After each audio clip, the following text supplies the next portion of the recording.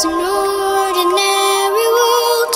Somehow I have to find.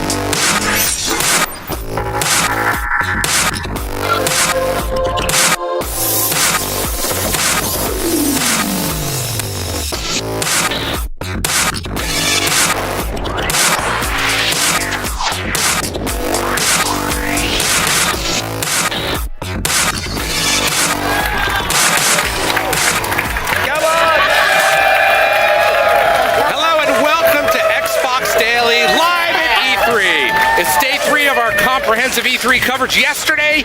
The LA Convention Center was packed with gamers, devs, and industry insiders. And today, we're back with even more games, more breaking news, exclusives, and trailers. Hi, I'm Larry Herb, Xbox Live's Major Nelson, and joining me on the mixer stage are fellow Xbox insiders, the delightfully sleep-deprived Julia Hardy, Kate Yeager, and Graham Boyd. Deprived? What a cheek. That's spot on, actually, for me. So on today's show, we have a little something for everyone. We're going to be heading to ancient Egypt to climb pyramids and see hippos fight crocodiles in Assassin's Creed Origins.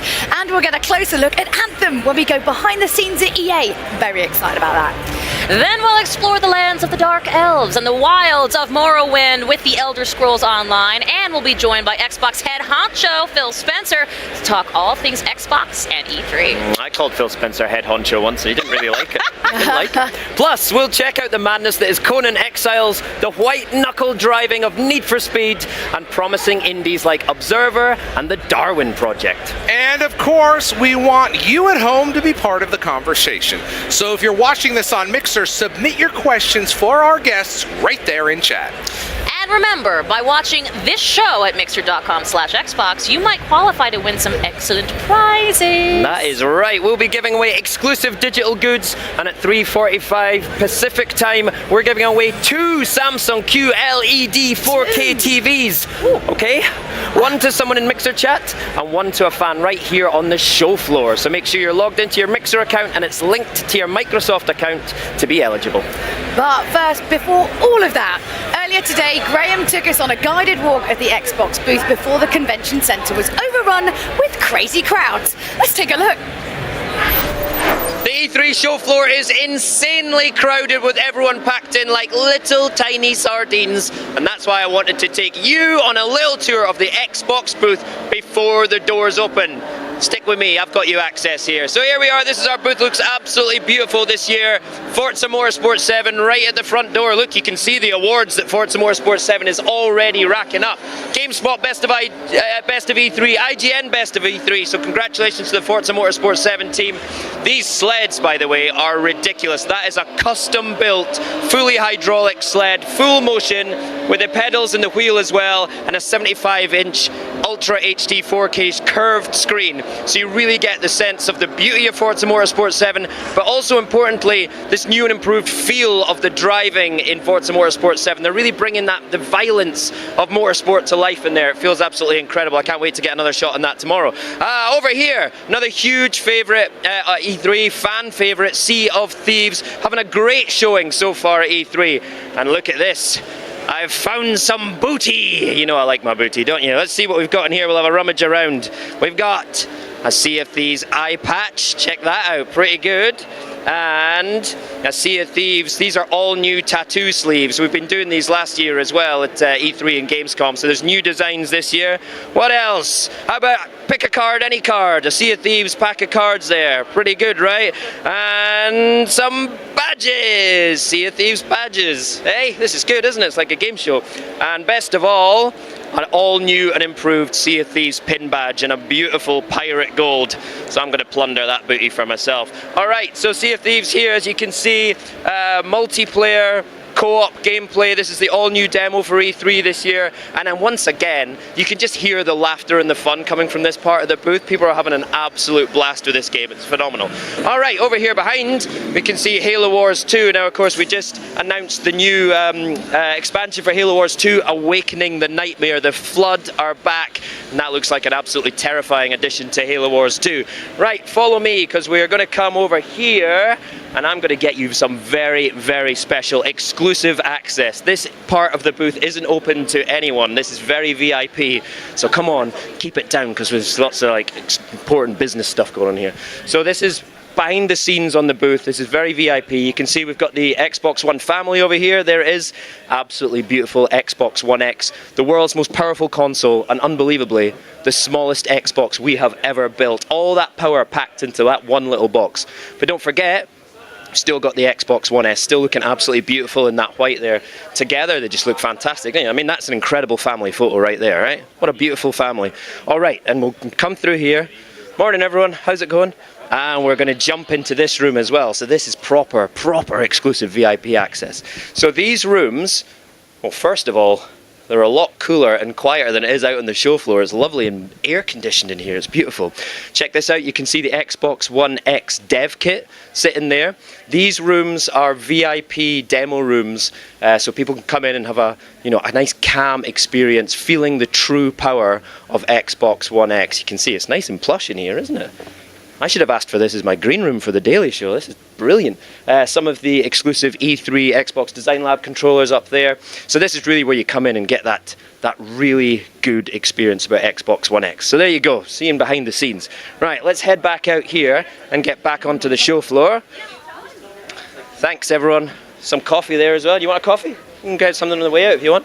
Right, let's come around the corner here, because the next thing I wanted to show you is one of my personal favourites about E3. We announced it last year, which was great, but we've announced some improvements to Xbox Design Lab, and importantly, we've also announced it for new countries as well. So I'm from the UK, so I'm delighted to say that Xbox Design Lab is now available in the UK. It's also available in France and Germany, and of course US, Canada and Puerto Rico as well. But it's not just that, you know, we announced a bunch of new features as well. So new metallic finishes. If you come in close here, you can see some of these beautiful metallics on the D-pad and on the trigger buttons as well. There's silver here, a nice blue color there. There's some new colors for the controllers as well. Oh, check out this gold. Look at that.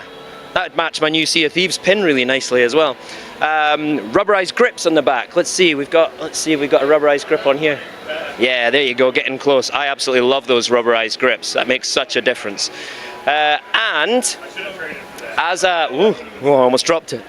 As an exclusive for E3, if you actually come here and design your own Xbox Design Lab controller here at E3, you can get this limited edition top plate there. So there's only 1,000 available. You can see that's actually number 26, and it's got that Made E3 2017 message on there as well. So that's an amazing memento if you're here as a fan at E3.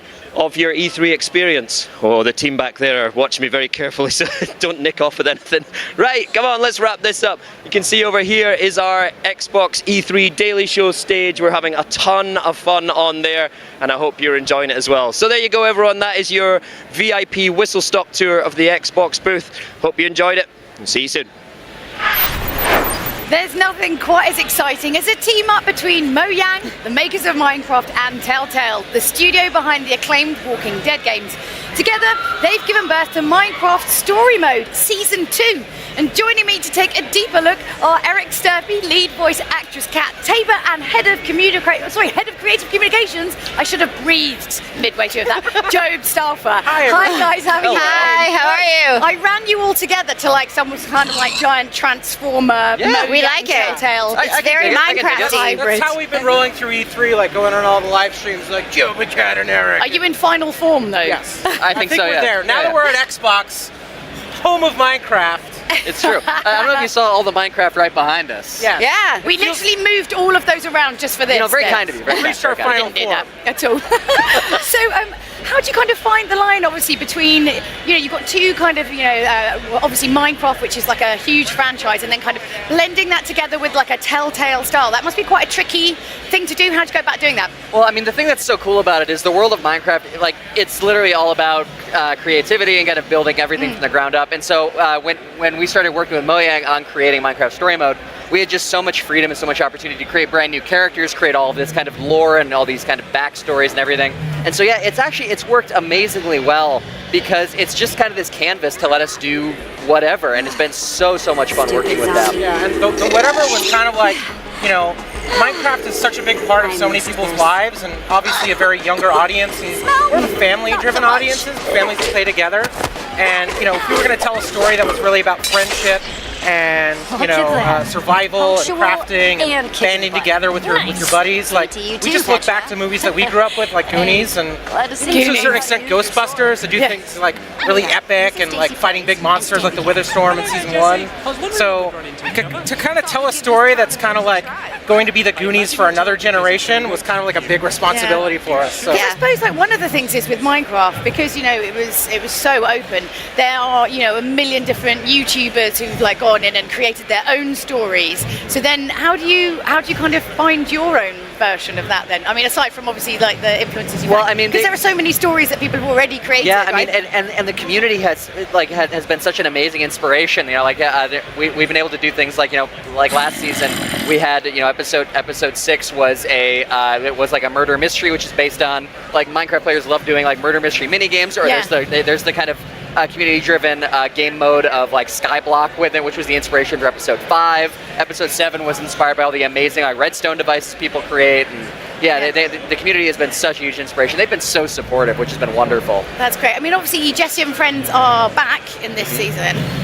So does that mean, like, if you maybe didn't play the first one, do you really need to play the first season to go into the second, or could you just pick up straight away and go? No, I mean, I think it's an adventure where we've got all these great characters, all this great story that I think you can jump right in. I think for fans who did love the first season, there's going to be a lot more to love this new season, but I really do think people can jump right in if they want to. Will do. So Kat, obviously. Yes. I've always just between you and me, I've always really secretly wanted to voice a video game character. Is it as fun and awesome as I imagine it would be? It really is as fun and awesome as you imagine that it would be. Basically, I go to work every day and I'm like, I'm so lucky, but... You're the star of Minecraft. Yes, it's awesome. Yeah. Especially a project like this where you're working with people who really care about what we're putting out. We want it to be true to the Minecraft world and have great stories, and we work really hard to make the characters be things people can really, you know, get behind, and especially Jessie and her friends when they're saving the world, and it's a lot of fun, and we have the most amazing cast that I'm working with too. Getting to play off of the other actors who have been recorded, it's a dream come true. Were there any kind of fun stories you can share, like hilarious pranks in the booth, or I don't know, well, like, what goes on? Well, I mean, the whole thing is we're laughing the whole time usually because it's Minecraft, but I don't know if we have hilarious pranks. I would say we do have so much fun because we have stuff recorded from other cast members that then we'll get to play, and we've done a couple of sessions together. We did that last year, last season for one. We're going to try to do some more of that, so I'm sure there will be lots of hilarity ensuing there. Yeah, I mean, and so like the sort of thing that'll happen a lot too is like the voice actor community is so tight knit that, like, you know, there'll be times where we'll be recording and like Kat will know, like, oh, like, you know, I got drunk with that guy the other week. Yeah, hey Stephen, how are you? And it'll be things where she's like, oh man, you need to play me like what did Fred do for this line, or like how did Yuri do this line? You gotta play it for me. In season 1 we had a character named Ivor, voiced by Paul Rubens, Pee Wee Herman. We all. Oh my goodness. Yeah. So he was a big part of season 1. Just seeing all his outtakes, he'll just deliver lines after lines and just like screwball, same line in like 5 different ways, and he'll just bring it and bring it. He is crazy in the best possible way. I mean, I never really would have thought that he'd be particularly normal. Do you know what I mean? Yeah. It was like, so obviously Minecraft is kind of a game for the whole family.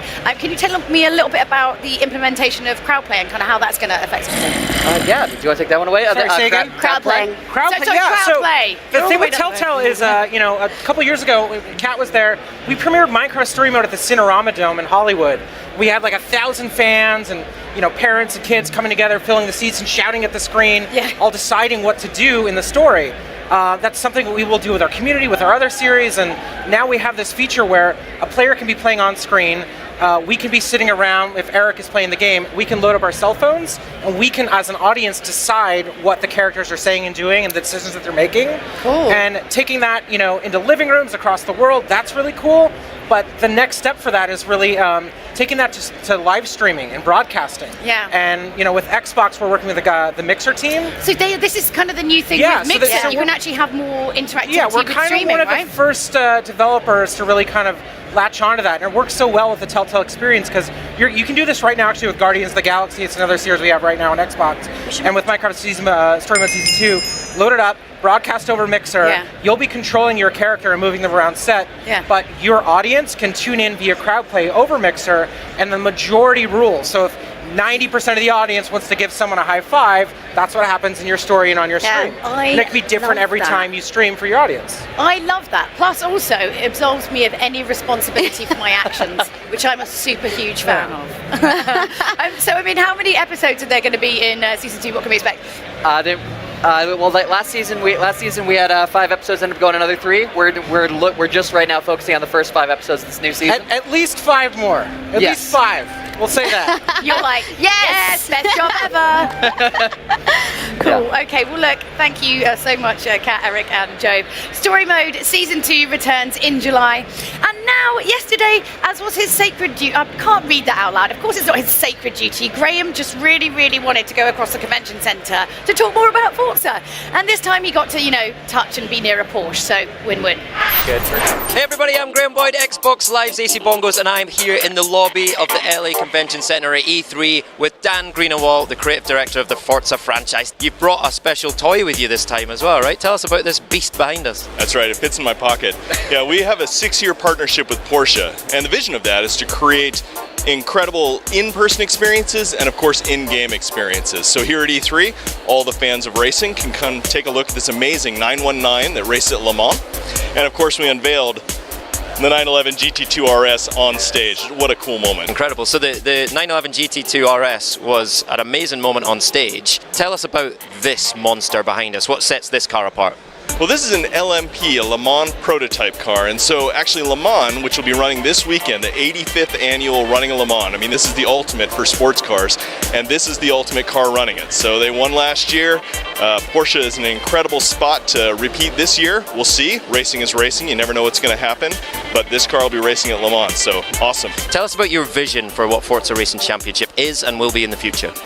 Well, you know, Forza Racing Championship is an esports series, and for us, esports is about the future. We don't want to mirror traditional motorsport, though we love it. We want to get a new generation, Generation Z, millennials, people who grew up playing Minecraft, you know, 2 thumbs on controller, thumbsticks. I mean, that's the generation we want to get into motorsport. To do so, we're going to have to rethink some of the old ideas of traditional motorsport. We have to embrace what makes digital racing so great. We can travel the world in 20 minutes, we can reset the cars, we can change the rules, we can build teams how we like. These are the sorts of things we'll be doing as we continue to iterate on the Forza Racing Championship. But the exciting news this weekend is Le Mans, and the Forza Racing Championship racers are going to be taking Le Mans this weekend. They're going to be on the stage, on the podium.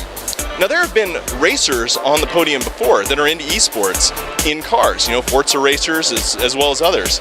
But this is the first time an esports class is an official class from the Le Mans governing body. They'll be on the stage getting official trophies from the ACO. This is an incredible blessing of what esports is to the future of motorsports. So Dan, when can everyone at home play Forza Motorsport 7? Forza Motorsport 7 ships October 3rd on all the Xbox family of devices, plus Windows 10 PC. And then, of course, November 7th, when the beast, the monster, ships, you're going to get a free update. So it's an Xbox Play Anywhere title. You buy it for your Xbox One, you play it on Windows 10, of course, free on Xbox One X as well. All right, Dan, thank you so much. It's always a pleasure to talk to you, mostly because you always bring the best toys with you, so thank you for that. Speak to you soon. There you go, that's Forza Motorsport 7, the Forza Racing Championship. See you soon.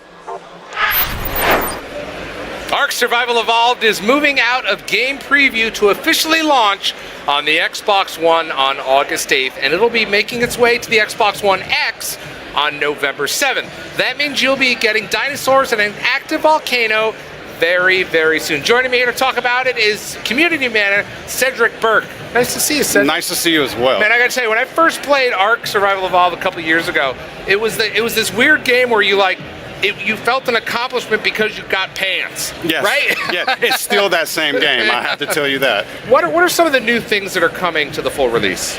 So to the full release, if you've played the game, you know how important poop is to the game. Yeah. So we're going to add diarrhea. No, I'm kidding. I'm kidding. Right, part of the end of the game, people can look forward to figuring out what the Ark is. Yeah. You know, when you get on the game, you see these obelisks floating in the sky, you have this little thing in your arm. And they've been there for a long time. Yes, so you will finally realize how it all connects together, what the universe is. You're going to learn a lot about the Ark, so I'm really excited for people to see that and finally connect all these elements together to figure out what they're doing there. Now, one question I've been getting from the community, and I'm sure you've seen it, there's 2 different collector's editions. Yes. What is the difference and what's going on there? So we have 2 different collector's editions. One is the Explorer's Edition, and that will get you the Season Pass. So we've already released 1 expansion, and that's Scorched Earth, and we're planning on releasing 2 more expansions. So one by the end of this year, and another one by the end of next year. So that's the Explorer's Edition. Okay. And then we have the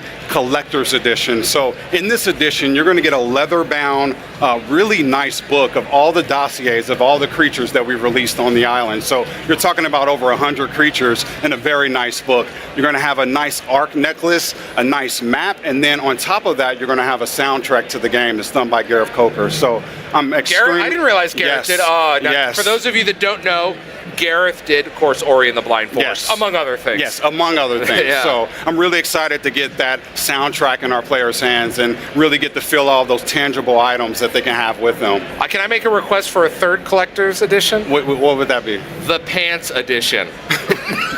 Hey, I want to talk to you about the Ragnarok map. That's been a huge fan favorite. Are we going to see it anytime soon? Yes, absolutely. So right now on PC, you can go and download it. We're planning on releasing that July 4th on consoles. So really excited about that map. It's one of the largest that we've done for Ark, and it has a lot of dynamic features to it. So the modding content, or our sponsor mod program, allowed us to really get some really good content. So Ragnarok was one of the maps that we just saw and we were blown away. away Yeah. just by the sheer amazement, all of the beautiful scenery, the size of it. So console players will get their hands on that July 4th, and I guarantee you, there's a special thing about that map, and it's called a griffin. All right. There is a special creature called the griffin. You can only get on that map. It's been a huge thing online so far, so I can see players really going forward to get that. I want to talk to you a little bit about the game and what you guys are doing for the beast known as Xbox One X. Yes. What can Xbox One X owners later this year expect from ARC? Oh man, I think so. You know, it's always a common argument online about the PC master race versus console. I think for the first time, the PC master race is going to be in trouble because the Xbox One X is just, it's unbelievable. So I think with that power, we're able to do a lot more. So we're looking at getting 60 frames per second at 1080p resolution. It's the highest that we're going to be able to do so far. The PS4 Pro is arguably the best that we have right now. But with that, you're also going to get some of our more advanced features that you see on PC, like True Sky. You're going to see nice clouds going through there. You're going to see a lot of things that we could only do on PC, but now we can do it because of the Xbox One X and the sheer power that it has. So I'm really excited about that. And you're also going to get crossplay or play anywhere. So you can play on your console, you can play on your PC, and then you will have servers where you can also, you'll have those console players and PC players playing together. So that's right. It's going to be amazing. Hey, we have a question from the community. Absolutely. All right, you can see it right here. What is your favorite wyvern? What is the favorite wyvern? I would say the ice wyvern. Okay, ice. Yes. The ice man. All right, Yes. Cedric. Thanks, buddy. Yep. I want you to say hello to Jesse and the rest of the gang over there because I love what you guys are doing with Arc Evolved. Thank you. Can't wait to see it. It's coming out August 8th for the Xbox One and November 7th for Xbox.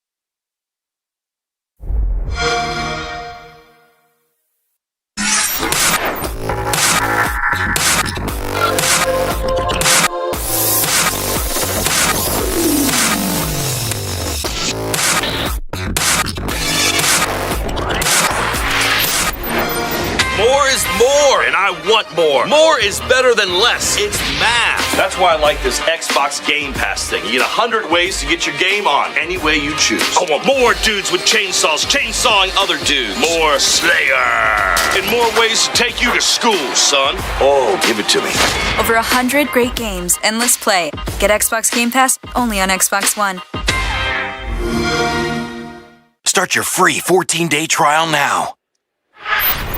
Oh, Danny. Earlier this year, Xbox announced Xbox Game Pass, a digital subscription service that has over 100 games that allows you endless play.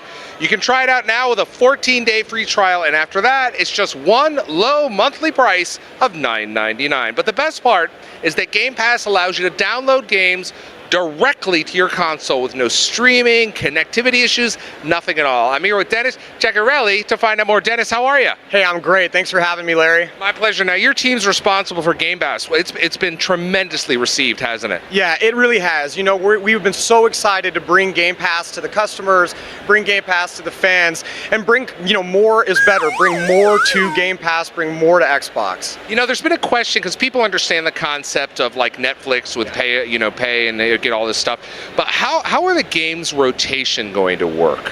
I'm really excited to be able to talk to that, because I've definitely seen the message boards. I see questions, I see a lot of assumptions about, hey, when will games be coming? When will games be leaving the catalog? So first I want to talk about new games coming to the catalog. Yeah. We talk about more is better, and that means always having something new to play. So on the first of every month, you're going to see at least 5 new games enter the Game Pass catalog every single month. Again, we're really trying to give a great mix of games across different ratings, different experiences, different genres. So no matter who you are, if you're a Game Pass member, every single month there's something new for you to play. I think the bigger thing is when games will leave. We see a lot of questions and a lot of assumptions about when are these games going to leave the catalog. And while there's not one set amount of time that a game will be in the catalog, and some titles will leave the catalog eventually, I want to put some fears to rest, because our first games won't be leaving the catalog until late November. And in reality, the vast majority of our games are going to be in there much, much longer than that. So you've got plenty of time to play through the great experiences that are in Game Pass, engage with DLC, just really enjoy that content. It's not leaving tomorrow. Dennis, that's great news, because I know a lot of people were concerned. I was reading on Reddit and some of the message boards, so I really appreciate you coming on and telling us about that. But for those folks that haven't had a chance to check out Game Pass, why do you think it's a great value for gamers? So I'm a little bit biased. I don't think it's a great value for gamers. I think it's the best value in gaming right now, and I think there's 3 big reasons why. First is kind of what we call the Netflix effect, right? Like, I ask people, how many documentaries have you bought in the last year? And inevitably most people say, well, I haven't.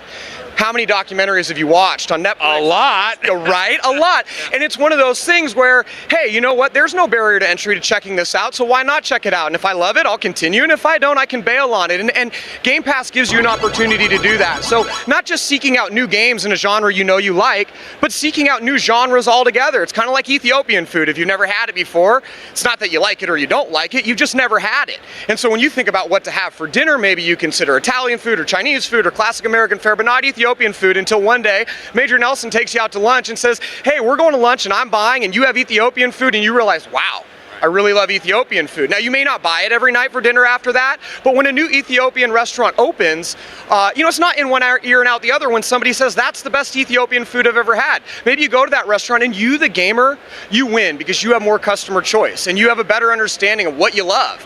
And so when you know what you love, you have a better opportunity to spend dollars on the things that will bring you a lot of value. And the industry wins because if you're a developer, you've got more people exposed to your games. You're engaging better, and your next franchise release is going to have more eyes on it. So really, Game Pass is a huge benefit to everybody in the industry. And then even those games that you love, those classics that you want to go revisit, take a stroll down memory lane, you can do that too. And again, that catalog is always growing. So the opportunity is there every month to jump into something new, jump into something that you love. It's just a tremendous value, and we're really excited about it. Can you quickly tell us about some of the titles that are in Game Pass now? Yeah. So you know, we've got Halo 5, we've got NBA 2K16, we've got Saints Row 4, we've got some of those really big franchises that we know customers love. But we've also got a lot of games for you to discover, like Night Squad, one of my favorite ID games on the platform. Huge fan of Night Squad. You know, other games like Farming Simulator 15, you know, that's one of those games that we see kind of that Netflix effect. A lot of people, well, geez, I've always wondered about Farming Simulator, but was never really, you know, wanting to throw that money out there and buy it, but they tried, and we've seen Farming Simulator jump up as one of the top 10 most played titles in Game Pass. So, you know, and hey, having played it, it's a really fun game. This is a great way to get exposed to new things that maybe you don't know you like yet. How do people sign up? I mean, they could probably sign up on their console. They can actually do it on the web now, right? That's right. So you can sign up on your console, really easy. You get your home and you go to the top and go over to store.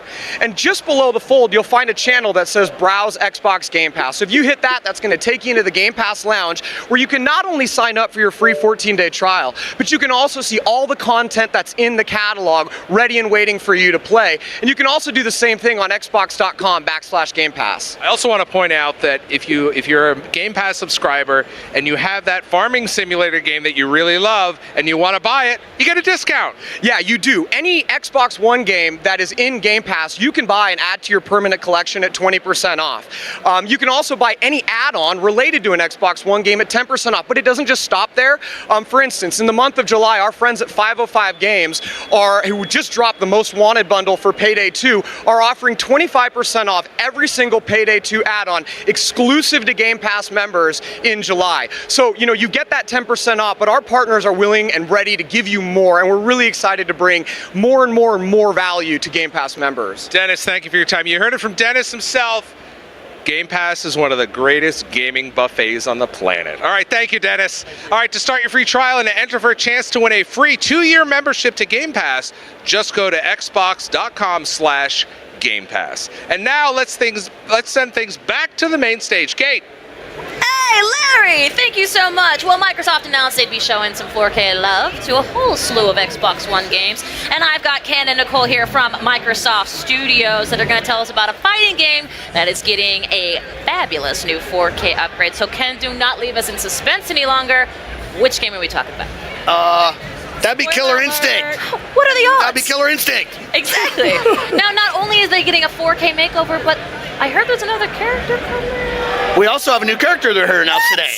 That is correct. Tell us about it. Now, we've been teasing Eagle for a while, and Eagle's actually an interesting backstory of, during the original Killer Instinct, in one of the endings, there was this gravestone that said Eagle. It was Chief Thunder's brother. So some people speculated, well, maybe that's Spinal, or maybe they built him into Fulgore. Yeah, that's it. Eagle is inside Fulgore. Fans had a frenzy, you might say. That's correct. Now, our current team has done a really good job of layering more backstory onto it, but one of the things we really wanted to do was try and be more true to the character, right? I mean, Chief Thunder was, shall we say, a 90s representation of a cool Native American character. But when we went to go build Eagle, even actually when we built Thunder for the new Killer Instinct, we worked with Inez Pierce to try and, hey, let's actually be more true to what it means to be an American Indian fighter, right?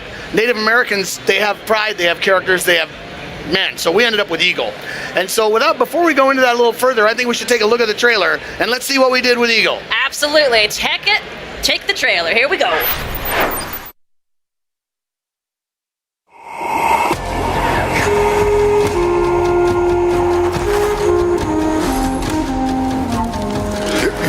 Na kahin matum kunku hika antanik hiwiyat ke titoka na witke keka tipyaleh na te eket hiwaka hiwiyakna ko hinaswapaya te patswiya titoka na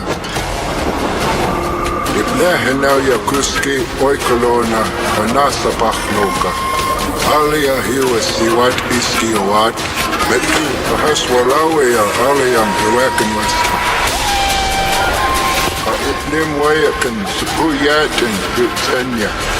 Ipi Hahaswalawaya Lahainik Kawo came at Hiwazaya the Pupau King.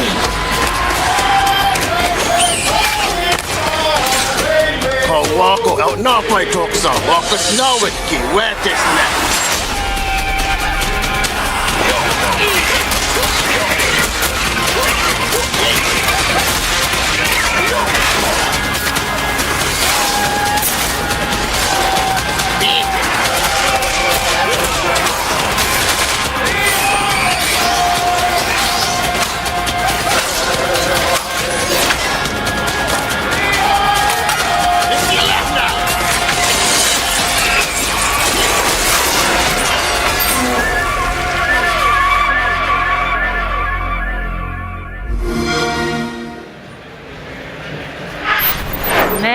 live. What is up? Okay, so talk to me a little bit more about this teaming up with the Nez Perce here. I mean, it was all over that trailer. Yeah, so when we wanted to do some research about exactly what we should do with the character, so Adam Eisgreen, who is the creative director on the game, and Nicole made a trip to Idaho. So we brought Nicole here today to talk about how that went. I was busy. I was in a bunch of meetings. I should have been in Idaho for the win. Man, we missed you. I mean, we've been working on Eagle essentially for over a year. The first time we went to Idaho was last May to kind of talk about some stuff we were doing with Thunder, and when we were there, we're like, oh man, well we should talk about Eagle. Everything you see around Eagle, the way he looks, the weapons, his voice, the music, every single thing has been influenced by the team over in the Nez Perce community. So shout outs to Tetlow, Josiah, Tony, their families, the high school in Lapwai. This has really been a huge community effort to make this character, which is amazing. And so the stories, the things he says, his taunts with kind of the snake eyes, that is all authentic to the Nez Perce, kind of their culture, their stories, which goes back hundreds of years, creation myths, the idea of Coyote. It really is quite an amazing and rich character. Well, and talk us through the costume a little bit. That's changed, obviously. Yeah, so we wanted to have a character that fit with the lore, but also that fit with the way that this character should be dressing. And again, this was a bunch of research. You saw some of the images that were just up on the screen about how they told us they thought the character should look.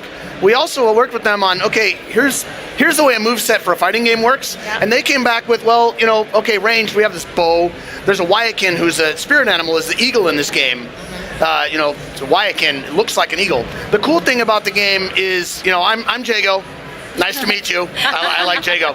And so the character is sort of a zoner, anti-zoner. So he's got the ability to chuck out these arrows that both can go straight, they can be lobbed, you can send them as 3, but once they're shot, they're gone. So you have a move that will send your Wyakin out to pick up all the arrows and bring them back. Again, you saw that in the video. The other thing is this dive attack, which is an anti-up-close mix-up game it's scary. And I'm really looking forward to seeing what happens over the summer as more and more people learn how to use this character. And, once and for always, we see our KI fans, even though we dig as deep as we can into the build when we're working on it, they'll figure out things that we haven't figured out yet. Yep. So in closing, I'd like to say thanks a lot for playing. Thanks for having us here today. Yep. Thanks a ton, Nicole, for going and making all this greatness happen. Killer Instinct E3. We do want to say when it's out, though, right? When it's out. We've got a community question from, I guarantee, a KI fan. When is Eagle going to be released? That's a good question. I would say June 27th. That's pretty soon, just in time for when I get back from E3. Exactly. Excellent. Well, and of course, Killer Instinct gets that 4K upgrade on Xbox One X when it launches available on day November 7th. Guys, thanks so much for being here. Thank you very much. Thank you for having us. Excellent. And now it's time for another of your favorite E3 trailers. Check this out.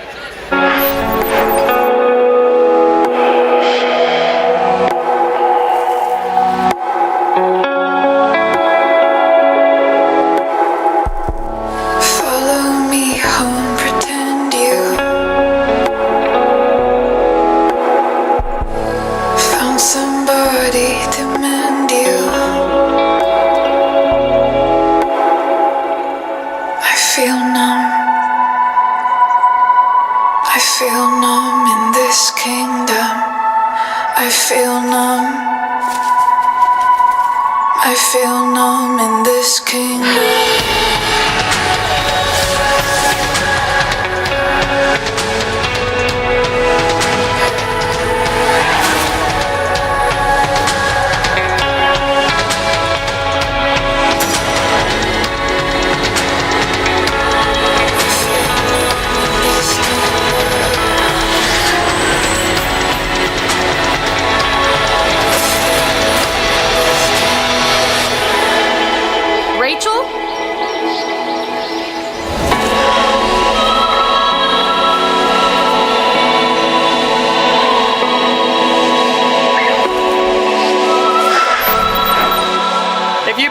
To visit the home of the Dark Elves in the Elder Scrolls Online, and I don't blame you, I was just looking at brochures for it the other day. I've got great news for you. Morrowind is now available in ESO, and to tell us all about it, we're joined by game director Matt Feirer.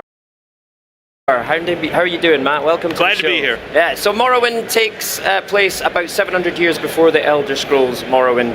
What more can you tell us about the story?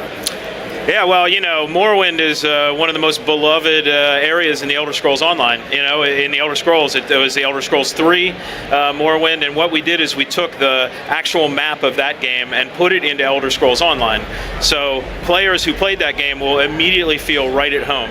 Like, so all the great quests, great stories, all the cool alien creatures, and since it's a larger chapter, we also have a new class and a new PvP battleground mode. So, you know, Morrowind is such a great nostalgic area for the game.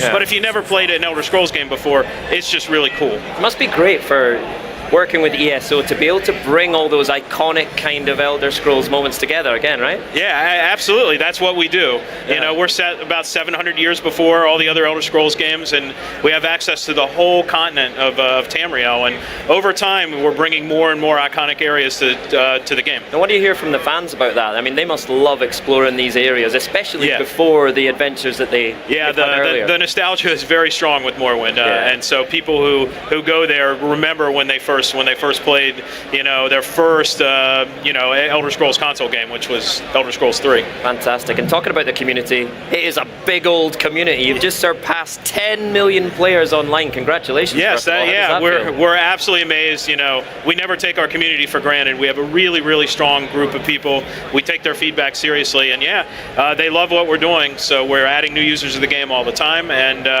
we're doing really well right now. And Morrowind is kind of our presentation to them to come in and play. If you hadn't played before, we have a new tutorial. It's a great time to jump in for the first time. Yeah, that's interesting, because that's what I was just about to ask. You know, with such a huge, big community, can sometimes be a little bit daunting, right, for new players. So we actually made a bunch of changes to the game over the last year to remove kind of the impact of leveling to the game. Right. So, which means that you can group with anyone no matter what level you are, and you can go and explore the world at whatever pace you want, wherever you want to go, which means it's always a good time to come into the game. And with the launch of Morrowind, we added a new tutorial, new stories, so you can experience Morrowind for the first time along with veteran players. So it's a perfect time to jump in. Great, good time to get into ESO. Tell us about the new Warden class.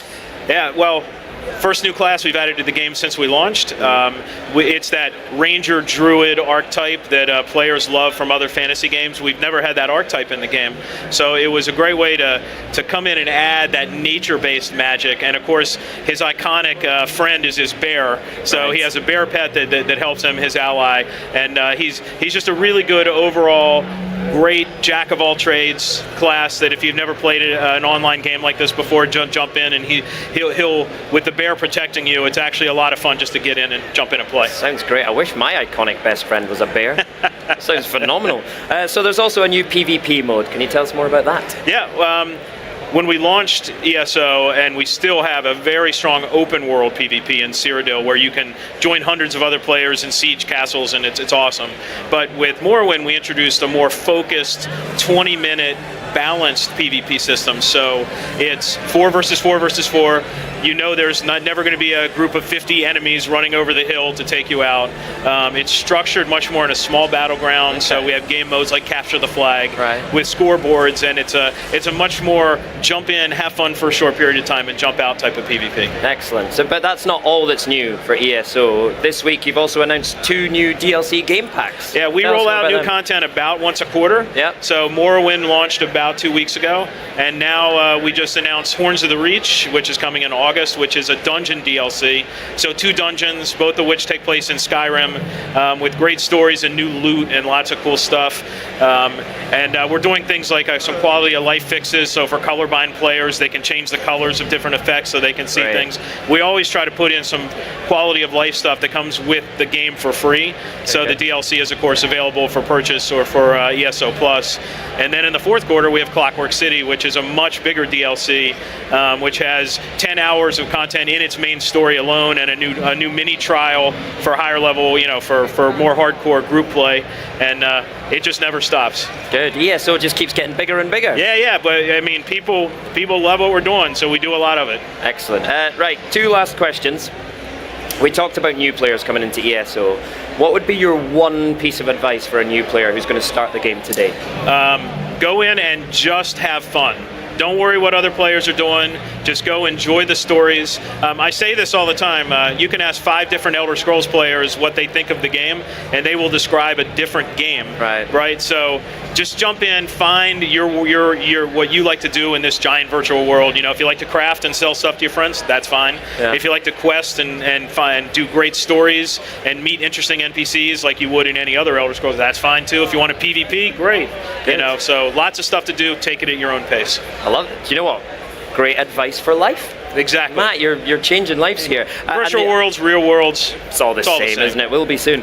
The flip side of that, if you're a very experienced ESO player, what's the one thing you should try out with these new DLCs?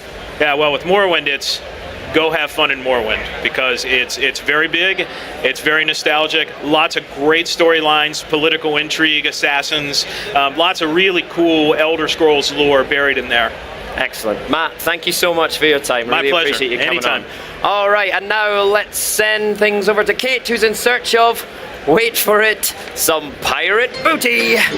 Now, I'm not in search of it, Graham. I found it. One of the biggest highlights of last year's E3 was a merry band of swashbuckling pirate musicians. And thank goodness the Skullduggers are back. I'm here with Latham. Latham, how's your E3 been so far? It has been fantastic. If I had to rate it out of 10 rum bottles, I would say 10.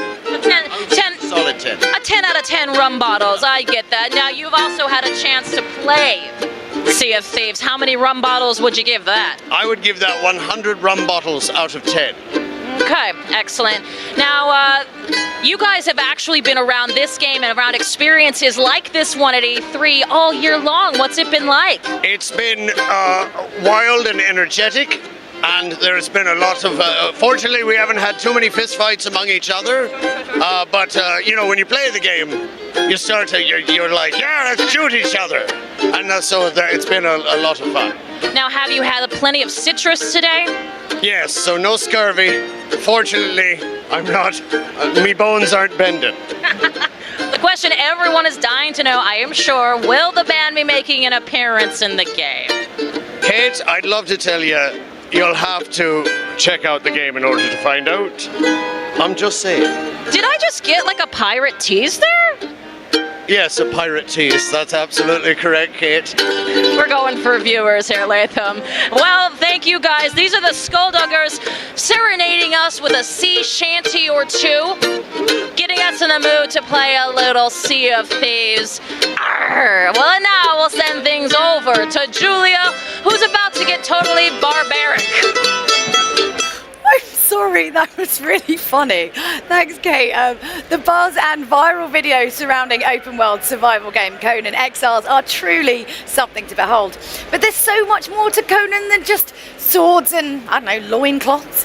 VP of Marketing Erling Ellington is here to tell us a little bit more. How are you doing, Erling?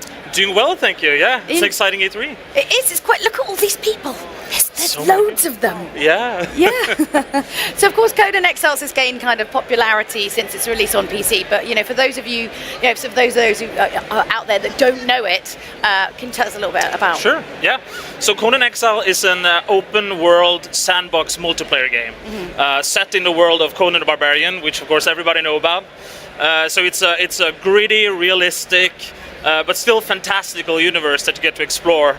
And you basically have to survive in this, harsh climate. You have to survive sandstorms and creature attacks, and then you also have to build. You have to build a home, a shelter, an entire city, and you have to play against other players. Basically. So, I mean, how do you exactly survive in the game? Is it through building these cities and this thing? What's the gameplay experience like? What am I going to be doing? So. You basically start out where you...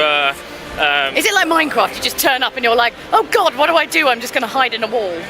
Well, I mean, when you first start out, it is pretty, what do I do? You start out in the desert, the sun is shining, and you're low on food and water, and you have to go out and find water, find food, and then you have to learn how to craft different things, put on clothes, craft simple tools and weapons. You need to, mine rocks, and you have to take that rock, and you have to make a sword, for instance, and eventually, you build a home that can that can work as a shelter. Yeah. And then you build eventually an empire.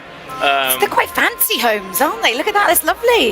Yeah, absolutely. You can do anything, and that's the cool thing. I mean, our players on PC, they have made the most amazing things. You wouldn't imagine. Yeah. Okay. And there's also like a player versus player mode. Can you tell us a little bit about that? Player versus player. Yeah. Yeah. I mean, at its heart.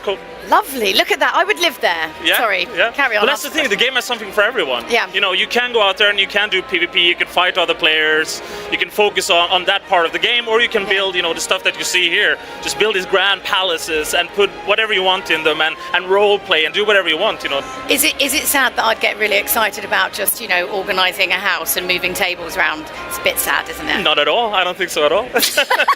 Yeah, but tell us a little bit, expand a bit more on the player versus player. So, what are kind of some of the modes? How does it work? Sure, yeah. So at its heart, the game is about playing with other players. Yes. You can play on a multiplayer server if you want to. You can play single player too. And if you play on a multiplayer server, you can play with up to 40 other players. You can team up with them and cooperate with building something if you want. Build that beautiful house you just saw. Or be really annoying. Can you be really annoying? You can do that if you want to. It's an important part of There are gaming. people who do that, and you can, as you see here, you know, you can go to war with other players, and you can bring siege weapons, and you can bring down their walls, you know, all in this realistic, beautiful physics, you know, everything crumbling. And I don't know if I like that. What if I've spent like 4 hours reorganising my tables and then someone comes and destroys it? I'd be really upset. then you might want to play on a PvE server. Yeah. So you don't have other players Exactly. coming and doing that. So you guys have got some quite big news. Is that you're releasing an expansion? Yeah. So can you tell us a little bit about that? Yeah, absolutely. So we revealed that today. We are doing what we call a free expansion update. Okay. So, I mean, this is an early access game. It's a game preview game. So the expansion is part of the original purchase that you do. Okay. We like free things. What was that? We like free things. Yes. Yes, Good. they're the best kind. You can put tons of that. And then basically the expansion brings the game from the desert into the north, where there's an entirely different environment. Bit chilly, and there is actually a temperature system.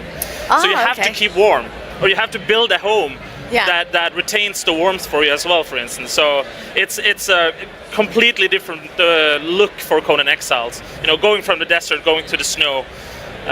It's an entirely different experience. We're introducing a weather system, dynamic weather system, so we can like start raining, drizzling, and then it turns into a thunderstorm, and you have to put on clothing to stay warm, and you know, it's survival. I know. I don't know. You know what? For me, coming from the UK, I am naturally drawn to any games that have sunshine because we are bereft of vitamin D. You know. Yeah. So I don't know if I really want to go to the north. I think I'll stay where it's a bit sunnier. It is up to you. If you go north, you probably won't have much sun. I won't have much fun. So, I mean, obviously, one of these things, can you tell us a bit more about, we've been showing kind of some of the footage from here. I mean, what kind of can some of the console users expect specifically? Is there any kind of difference? No, it is very much the same game, and that is important to us. We want the game to be the same on PC as on Xbox. So from August 16th, players will be able to play the game in game preview on Xbox, and we are actually releasing the expansion on Xbox and PC at the same time, same day as the expansion, the same day as the game launches on Xbox. So both PC players and Xbox players can experience the new content, right away at the same time. Yeah, I don't like it when they stagger releases. It always seems a bit annoying. So good on you for doing that. Thank you so much for chatting to us, Ellen. Thank you. And now it's time for the next entry on our list of your favourite E3 trailers. Let's take a look.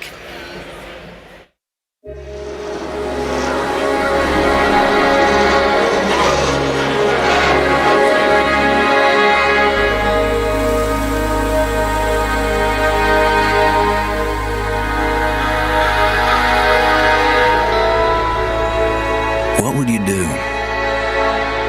if the world you knew was gone? All the comforts, the simple pleasures you took for granted. How would you protect yourself and the ones you love when the protectors can't even save themselves?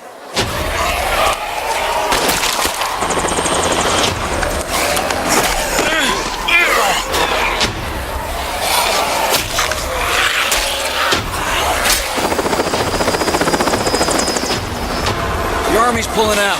Come on.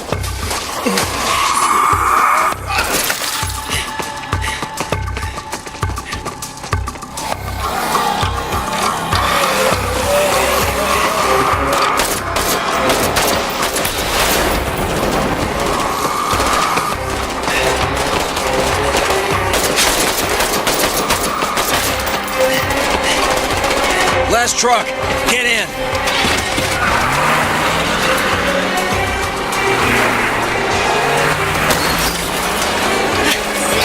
Want some of this? How about you?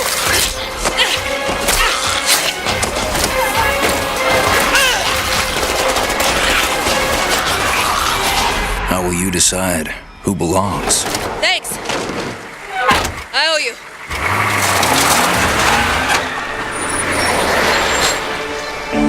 How will you choose a place to call home?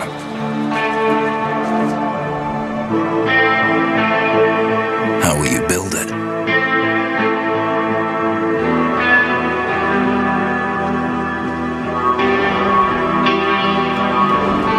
Work together to defend it.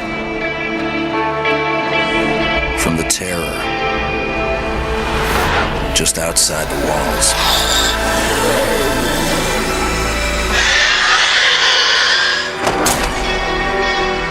When you get hungry, cold, what risks will you take? What mistakes will you make? When the only family you've got is about to tear itself apart, will you end a life? Wait. Or save it? Please. This is our only one, but we need everybody we've got.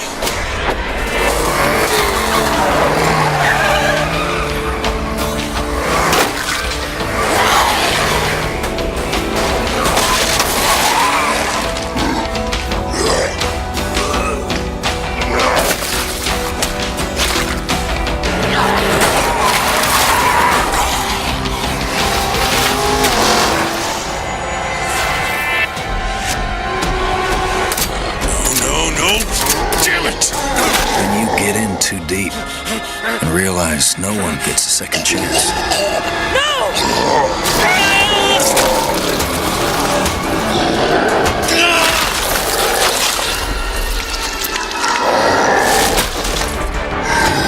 How will you find the strength to carry on?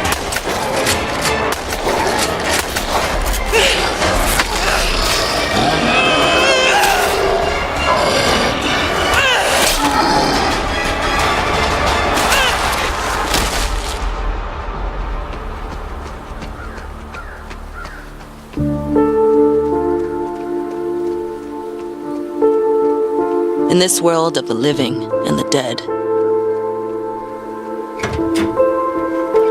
how will you survive?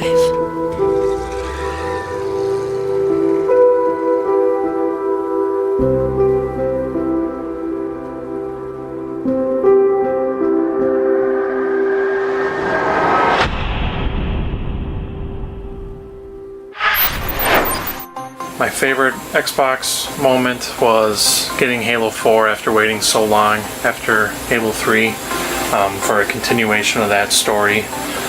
Master Chief is my favorite character in gaming or in all of fiction, really. I have all the books, all that, so to see 343 Industries really grow that character and give him more of a personality that we hadn't really seen before was really special to me. So I love that. Thank you, Rob. The dystopian sci-fi action RPG, The Surge, is clubbing robots right now on the Xbox One. And here to tell me all about it is Tim Schwag. Tim, nice to see you. Hi, Larry. Nice having for me. Well, let's talk about let's start off right off the top. Tell us about the game. Yeah, okay. The Surge is a hardcore action RPG title, so it's set in a dystopian near future setting. where you really have to survive in a very hostile environment. It's playing in a factory which is trying to save the world, and lots of crazy robots trying to kill you all the time. Yeah, I mean, we can see a little bit of it right now on the screen. I mean, you're in this factory, and you've got quite some weapons here. I mean, look at the loadout, right? Exactly. The specialty here is that you are playing a character wearing a strong exoskeleton suit, and you could put a lot of stuff onto it. You know, you can see the weapons and gears. Yep. And the special thing about this game is you really can take all the gear of the other enemies by just chopping it off. Now, well, I'd like to ask you about, so is this a fighting game, is it an RPG, or is it a combination of the two? Yeah, it's like an action RPG title, so it's really a strong focus on close combat, melee fighting. Okay. So it's a really tactical one. It's a really fast pace also, so you really have to be very careful in progressing and how you try to defeat your enemies. You really have to be really watchful in this. Tell us about, I mean, we're seeing a lot of combat moves, so how does your combat system work? Yes, the combat system is, when you're familiar with the kind of Souls-like games, then you know a bit more or less the whole kind of approach, but the special idea of the Surge is that you have a limb targeting special feature where you can really target separate limbs of your enemies. Yep. And really try to hit these kind of things so often as you can, and then you can chop it off. And the kind of special thing about that is that you can go the easy way by going for the unprotected parts, and the more protected parts, the juicy loot stuff, this is more harder to get. Now I understand there's drones and implants. How do those fit into the narrative of the game? Yeah, because this takes place in a futuristic kind of company, there's a lot of tools which tries to enable and enhance the kind of human characters, human workers there. So drones, normally helping the guys and working stuff, but in this kind of setting where a lot of things went wrong, you can repurpose them in trying to defeat your enemies. And the implants, similar like that, is connected to your brain, and this can make you tougher, make you stronger, and make you, give you some certain kind of abilities. And this also you can use to defeat your enemies in a very spectacular ways. Tell me a little bit about the lore of the game, the universe that you fabricated as a backdrop. Yeah, this was really a lot of fun doing that. It's a kind of near future thing. So we really looked about today trends and technologies and society, and really wanted to project that a bit further. So for example, climate change in our world actually happened. Yeah, and it is real. In our game, we think so, yes. And we really took a lot of these kind of ideas and projected into the future, and really wanted to show that this kind of a grim kind of reality possible. Yeah, I mean, you see really going on here. I understand we're headed into a boss fight now, I believe, in the next clip, right? Yeah, so I want to take a look at what that's like. Now, is it just constant combat moving forward, or are there quests we're doing, or tell us about, so it looks like we got a little bit of puzzle solving going on here. We're really focusing on the combat. Yeah. But everywhere you look, you can find hints and ideas about the lore and the setting. Right. But we really wanted to stop the player from playing. So if he wants to take care of the lore and stuff, he can. But mostly he's very busy, trying to survive what you see with this kind of very big robot. This is a boss battle right here. This is a boss battle, yes. Yeah. This is a robot normally doing something else than killing people, but in our kind of special situation, he's trying to kill you. Right, I mean, that's, which he looks like he's done right there. Yes, this probably happened quite often, yes. Tim, thank you for your time. Now, Surge looks great. It's available right now on Xbox One. And now let's send things over to Kate. Well, thanks a lot, Larry. This fall, Minecraft is getting a crazy facelift with the super duper graphics pack revealed at the Xbox briefing. And to tell us all about it, we have Brad and Cameron from Microsoft, knowing perhaps a little. First off, what is a super duper graphics pack? And secondly, what can fans experience with it? The Super Duper Graphics Packs is a collection of technologies that allow the game to kind of expand on their visual enhancements. Cameron, what are the changes that this is going to bring that fans can expect? So we've got all kinds of stuff. We've got lighting, directional lighting on everything. We've got shadows. We've got some new water. We got HDR support. Did I catch everything? We got more stuff too. Edge highlighting. I think new shaders on all the blocks and terrain. Yep. There are a lot of super duper stuff in there. I mean, just the name Super Duper Graphics Pack, it says a lot. Absolutely. Which platforms will be available on? Right now, if you kind of are paying attention to the Better Together update, that'll give you a good clue of what platforms that will be on. We haven't released all of the platforms yet, but most of the ones with the Better Together will have it. So that was my next question, and you already answered it. Ahead of things. He's a pro. Here's one for you. When can we anticipate a release? It is a Scorpio launch title, Xbox One X. Code names are fun. I can't, yeah. It'll come out with the launch of the Xbox One X. Wow, so it sounds like the Xbox One X, see, Scorpio's easier to say sometimes. Sounds like it's gonna get a super duper graphics pack coming this fall. Yes, absolutely. Well, Minecraft fans, I'm sure, will be very thrilled to hear about it. Anyway, we'll actually go ahead and thank you so much to Brad and Cameron for being here and talking Minecraft. Super Duper Graphics Pack comes out this fall. Now, earlier, Larry caught up with EA's Patrick Sunderland to find out what Electric Arts is bringing to the Xbox One X. Here's a hint. It rhymes with Anthem. Oh, I just spoiled it. I'm here with Patrick Soderlund. He is the Vice President of EA Studios Worldwide, Patrick, right? Mm-hmm. It's great to have you on. Thank you.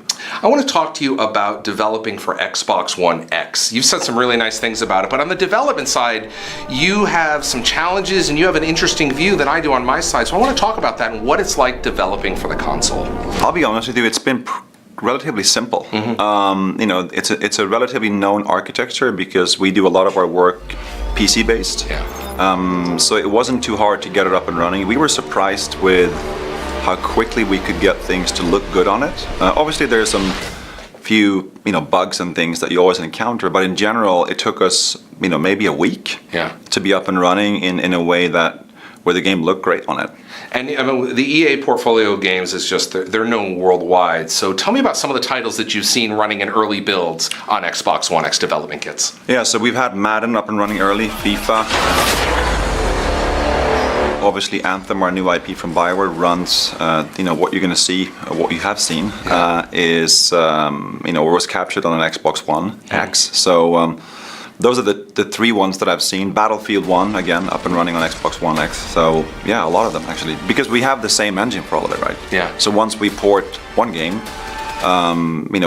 we basically have done all the work. How has that been using the Frostbite engine for a lot of the games, which started out in the Battlefield franchise? I'm a huge fan of the engine. That's kind of weird to be, but I am. And now using it in a lot of other games that perhaps you hadn't thought about. That's got to be really exciting, but it also helps from the development side, doesn't it?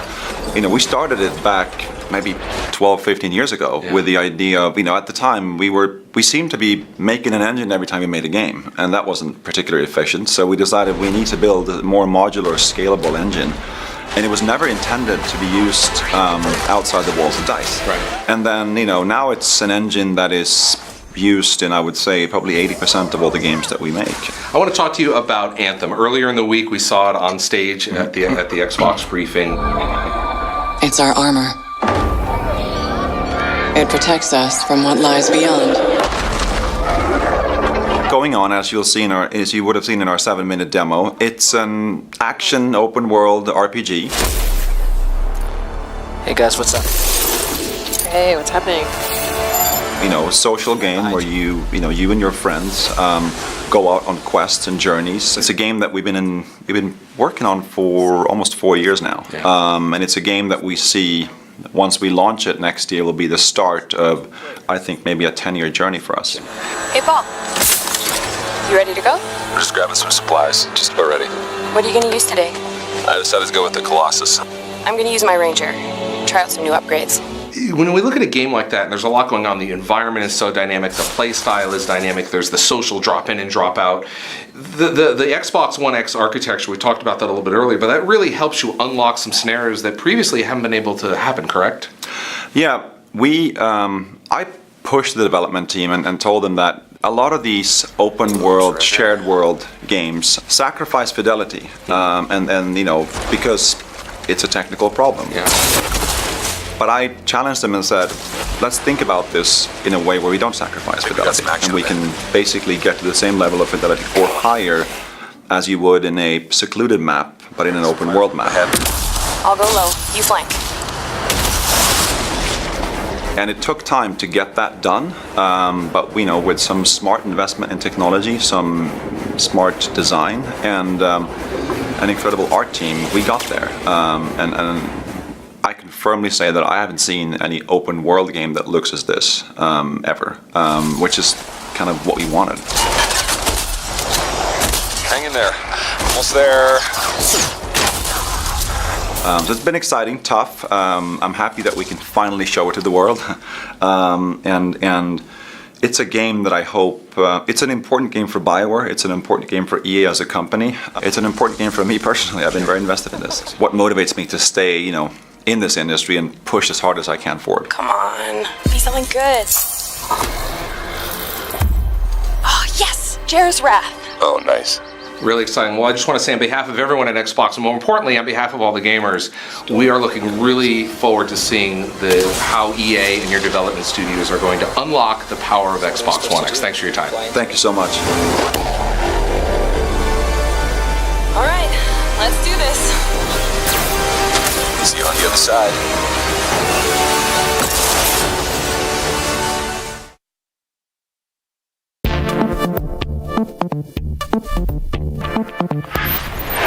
Woo! Anthem looks good, doesn't it? That was serious. So you've probably noticed a theme this week that I am all about the racing games. My love of racing and cars knows absolutely no bounds, and that's why I am overjoyed to be joined by Rod and Stephen to talk about Project Cars 2. Gentlemen, welcome to our daily show stage. Thanks, Ray. It's good, isn't it? Right in the heart of E3. You having a good week? Yes. Amazing. Intense. Amazing. It seems like I can only talk to anyone for about 30 seconds before someone else comes in. But that's well, okay. we were saying, right, you have to look after your voice at E3 because it can go completely.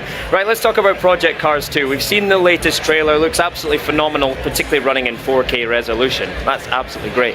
Can you tell us about the development of the game? The thing that we were talking about earlier was that you've actually got some real racing talent helping you with the development of the game. Is that right? Well, even if you look back at Project Cars 1, we had about 3 racing drivers who are full-time members of the development staff who worked on the game for 3 years, developing the feeling. For Project Cars 2, we wanted to expand that and get even more ambitious with that program.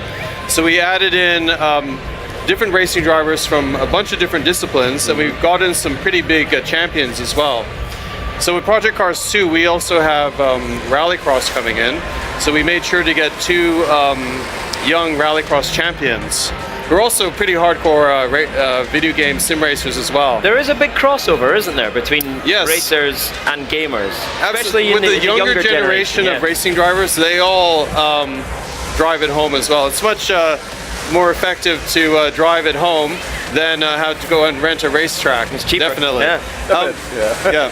Another program that we've been doing is getting the factories who we license the cars from to provide tests and race drivers for us. So an example of that is when we started working with Porsche, we asked them to give us one of their factory drivers to come and test the cars in the game. Right. So it's more than just the cars looking right. They have to drive perfectly as well. So who better to do that than the people that race the cars and test the production cars? So you can legitimately claim that Project Cars 2 is developed by drivers and racers, right? That's phenomenal. What kind of feedback are they giving you, and how do you actually take that feedback and work it into the game? Yeah. Do you want to take that? Yeah, so some of the race drivers that we work with used to be gamers. Some of them come from the same background as we were, and they now, one of them, if I may mention, Tommy Milner, he's like 2-time Le Mans champion, and we know him from back in the day when he was one of the gamers with us. He was a young kid. Right. Now he's a very high-level professional race driver, but still very much in contact with his roots as a gamer. And we work very closely with him, and he gives us a sort of detailed feedback that only somebody who understands simulation at that level can. So he works closely with our physics expert. They sit and tweak and change until Tommy is happy with his car feeling in the simulator exactly like the real one does. So yeah, it's a total symbiosis, just works back and forth off each other. We want them to tell us that we're doing a bad job. Right. That's the best thing. They'll get in their car, they say, this is nothing like my car. This is wrong, or I'm going 20 miles an hour through this corner on this track faster than I would in my real car. or when it rains, this is wrong. This car doesn't feel like that. So we're always getting feedback like that. We look on the video now, you see the McLaren 720S. Yes. We had the actual driver who developed the handling for that car and the actual Pirelli tire engineer who built the tires for that car. They worked on the in-game physics and handling of that car. So this is a level that we're getting to now. Excellent. There was a road track a second ago that looked like it was in Scotland. Yes, Scotland. Bannockbrae. Where, sorry? Bannockbrae. Oh, very good. That's the name of the track. Can't say that. Fantastic. Project Cars 2, 10 out of 10. Oh, well done, Jess. That's great. That's fascinating that you've got that real tangible feedback from drivers, from for the cars that they're actually racing. Let's talk about those cars. Like, what's the variety of cars and vehicles you've got in the game? Well, we are very much focused on motorsports, although we do have some road cars. You could say it's about 60% race cars, 40% road cars. So we have some of the top international motorsports that you see today. We have the Indy cars coming in. We've got the full Indy car license, all the teams and drivers. You can have your own Indianapolis 500 if you want. And then we have a new class that we're doing is rallycross. So that's mixed racing, dirt, tarmac, flying over jumps, smashing into each other. And some of these are 600 horsepower, very lightweight monsters that you drive sideways into corners. We had to learn a lot about what this type of racing is and get those young racing drivers involved with us, telling us how these cars should handle. And then we've also gone and recreated some of the classic eras of racing. Classic eras of sports cars going back to the 60s, 70s, 80s, even the 90s. So when you look at Project Cars 1, we had a lot of very famous iconic race cars, but they might be by themselves. So we're saying that we want to have friends now. So if you have... we have context, right? Yes. So you want to have 5, 7 different types of machines that would have raced back in the day. And the other thing that we're really proud of is the multi-class racing. Okay. Yeah, so in multi-class racing, it's something that we started off in our first franchise, and now multi-class racing is something we support in all game modes. Okay. And what this is you are allowed to mix multiple different types of car classes. As a quick example, if you were to set up a race that you had GT3, GT4 and LMP1 cars in, and you choose to then race in GT3 where you're in the middle of the pack, in performance-wise, you'd be ranked based on the class in which you're racing. So even though you may finish the race overall in 7th, you may be first in your class and you still get points based on that. You find the other cars on the track, some of them may be slow moving chicanes, other ones are fast speeding hazards, you've got to get out of their way, and you can team up with people online and play team-based matches like that as well. It's so much fun if you're driving a powerful GT car, and then you've got these little Renault Clios and you're dicing between the cars. This is incredible. Yeah, it's a lot of fun. And just actually like the opens real up thing. some sort of community game modes as well, right? You can, so yes, you can have your multi-class racing, but in that kind of example that you've just said, community's going to have a ton of fun with that. Yeah? Brilliant. Right, what is Live Track 3.0? Let's talk about that.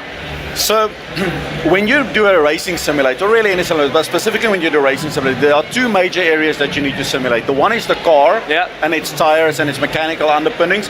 The other one that you need to simulate as accurately is the environment, because it plays such a massive role in how you experience the car itself, the environment in which you race. Now, Live Track, our technology in-house that we've been working on for more than a decade, is the technology that deals with how the environment simulation affects the track on which you drive.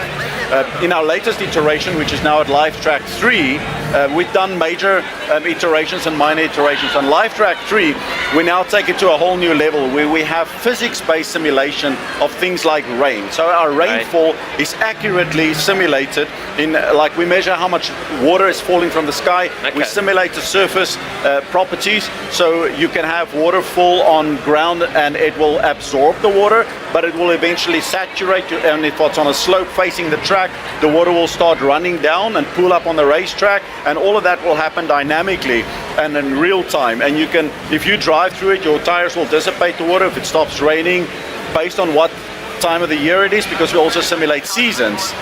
The track temperature may be different and water will evaporate at a different rate than what it would at another time of the year. So in addition to things like that, it gives us persistence between sessions, so you can be out qualifying doing a bunch of laps, laying down rubber, you go over to the race session, and all of that is still there. And it all just brings it all together, making it so much more of an authentic experience than what we or anybody else out there has done before. Great. So a lot of the racing drivers that we work with, they tell us that whenever they're competing, they're always thinking about the conditions. Whether the track is cold and they have to heat their tires up, whether the track is really hot and they have to put hard tires on so the tires don't melt, whether it's about to rain and they have to think about all these things. And we want to bring that experience to gaming. So you're not just driving around the same thing over and over and over again. You're really having to think about what is happening here. Did a car pull some dirt onto the track because it went off? Is there a puddle there? Is there a dry line forming and I can start racing harder now because it's no longer wet? Excellent. And this is the level that we're dealing with now. Yeah. It's really recreating the mindset of a racing driver. That's for everyone that tries and plays. Love it. And it makes the experience fully organic, which is a big deal. It's not scripted, preset, just always the same thing. It's an organic experience. You're blowing my mind as you talk about all this stuff, because there's something very unique about the way this game is being developed, right? So it looks gorgeous, there's so much coming together, but tell everyone the story of how this game is developed. So we're a relatively small development studio, Slightly Mad Studios. We've been going for a good while, but we've been small and focused. We have an interesting structure. We're a distributed development system that we use. We started the company off as people from all over the world, and we've maintained that. So we have people working from all over the world in all sorts of walks of life, and all of these people contribute to the simulations that we make. It is very beneficial in many areas because, for example, you may have people living close to a famous racetrack or a not so famous racetrack. Get out there, get some references, upload it, and work with it. So this is our company. This is how we've worked. This is how we've been able to, even as a very small team, be very competitive out there, break new grounds, and beat many of the key players out there who's also in this industry space. We just keep on pushing to new levels, and we've now developed Project Cars, the original one, Project Cars 1, as a new franchise. We were unknown, just put it out there. Our target, maybe people thought we were biting off more than we can chew, was to just set a new benchmark. And based on the reviews that we got and the feedback we got from the many millions of people who bought the title, is we nailed it. We were honestly the most technically advanced racing game on the planet, and with Project Cars 2 we repeat that. I find that fascinating. It must be nice when you come out to E3 because you actually get to spend some time with your co-workers from around the world, right? It is. That's very true. Our Christmas parties are pretty funny. I'll bet because no one really knows each other very well. You have to wear name tags.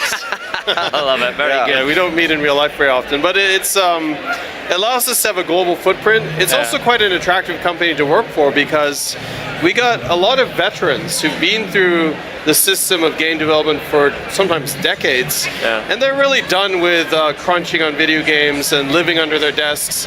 They want to live on a farm and make babies, but they have all of this skill. That's not me, by the way. I live in hotel rooms. But they still have all this skill and so much to contribute, and it's a very new way of working. You see it more now with people working in a distributed way, but we were quite ahead of the curve when we started this. Excellent. Fascinating stuff, you live on a beach, don't you? You have to go surfing. Yes, I do actually. So in South Africa. Life routine is first thing in the morning, quick bodyboarding. Well, maybe let me know if there's any any vacancies. I might give that a thought. It looks fantastic, Jen. Thank you so much for bringing it in. Rod, Stephen, I appreciate your time. And now it's time for another one of your favorite trailers from E3 2017.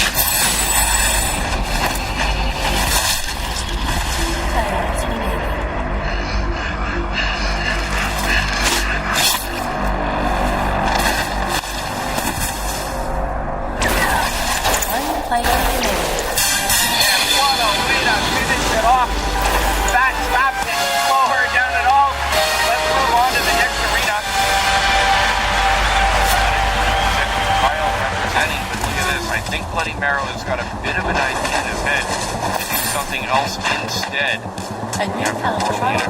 Keep an eye on him. Mortal Unicorn not aware of what's going on. Now 100 meters separate these two players.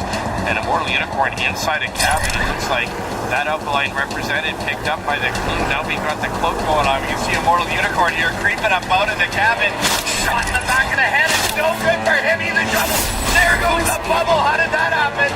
Looks like somebody from Mixer decided they wanted to mix it up. And the fight is going to go on just outside with Immortal Unicorn going back and forth, breaking the armor. That bubble is out. He's in trouble. Back to the chest. Knocks him off the cliff. And this game is on Bloody Marrow picking up the victory.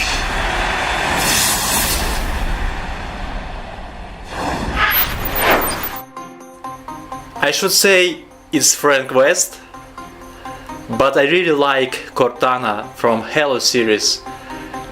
It's AI, but I see in her more humanity than in somebody else from Halo franchise. Maybe showing off the games of the future, but that doesn't mean that there isn't room for some of the classics as well. Joining me now to talk about the Mega Man Legacy Collection 2 is Tim Turi. Tim, how are you doing? Hey, I'm doing well. Thanks for having me. This is awesome. It's quite fun, isn't it? Look at everyone's enjoying the floor. There are a lot of video games here at E3. There are as it turns out. There are a lot. A little bit of competition, but I think you'll be all right. Yeah. You'll be all right. So, okay, like we know, obviously, it's the Mega Man Collection 7 through 10. Is that right? Yeah, 7 through 10. So, a couple years ago, we did Mega Man Legacy Collection, which was a collection of Mega Man 1 through 6, the 8-bit classics. So many. There are a lot of Mega Man games. So this is a follow-up to those. It's a cool collection. It's essentially chronicles the evolution, the later evolution, and the retro revolution of the franchise. So. Okay, so what can you kind of tell us about the kind of stage, like remixes and some of the boss rushes? So that's an awesome question. In addition to it being a collection of all the core games, 7, 8, 9, and 10, just as you remember them, it's more than just a collection. There are extra challenges, so even if you've played these games into the dirt and you know them like the back of your hand, there are stage remixes. So, you know, you'll start playing Slash Man stage from Mega Man 7, and then suddenly you're in Cloud Man stage, and so you have to kind of adapt on the fly. There's a time trial element, so there's online leaderboards in order to compare against your friends. Boss rush mode, you can take on all the sub-bosses, just burn through all of them in order, practice your game.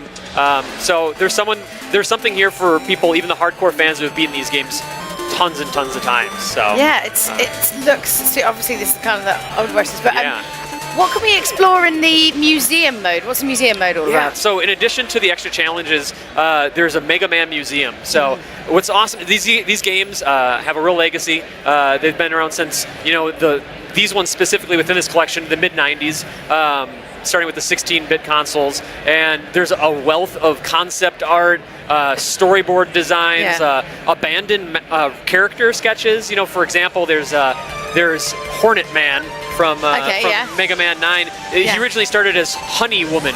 Like it was a Honey female. Woman. Yeah, right. That's my game attack. It's great. It's a great one. I think it's available. But so there's just all these little nuggets. I've been following Mega Man since I was just a wee lad. So this is before all this kind of kicked off, before you were even born, right? Yeah, you know what? I just squeaked in, but I was probably 2 years old when the franchise started. But I was I mean, like in the 80s when this stuff started, it was like watching an interactive cartoon. It was just like the colors, and especially 7 and 8 as it goes into 32-bit era, it's just like living cartoons. And 8 also has like animated sequences, cartoon sequences, cutting the story together with some pretty hilarious voice acting as well.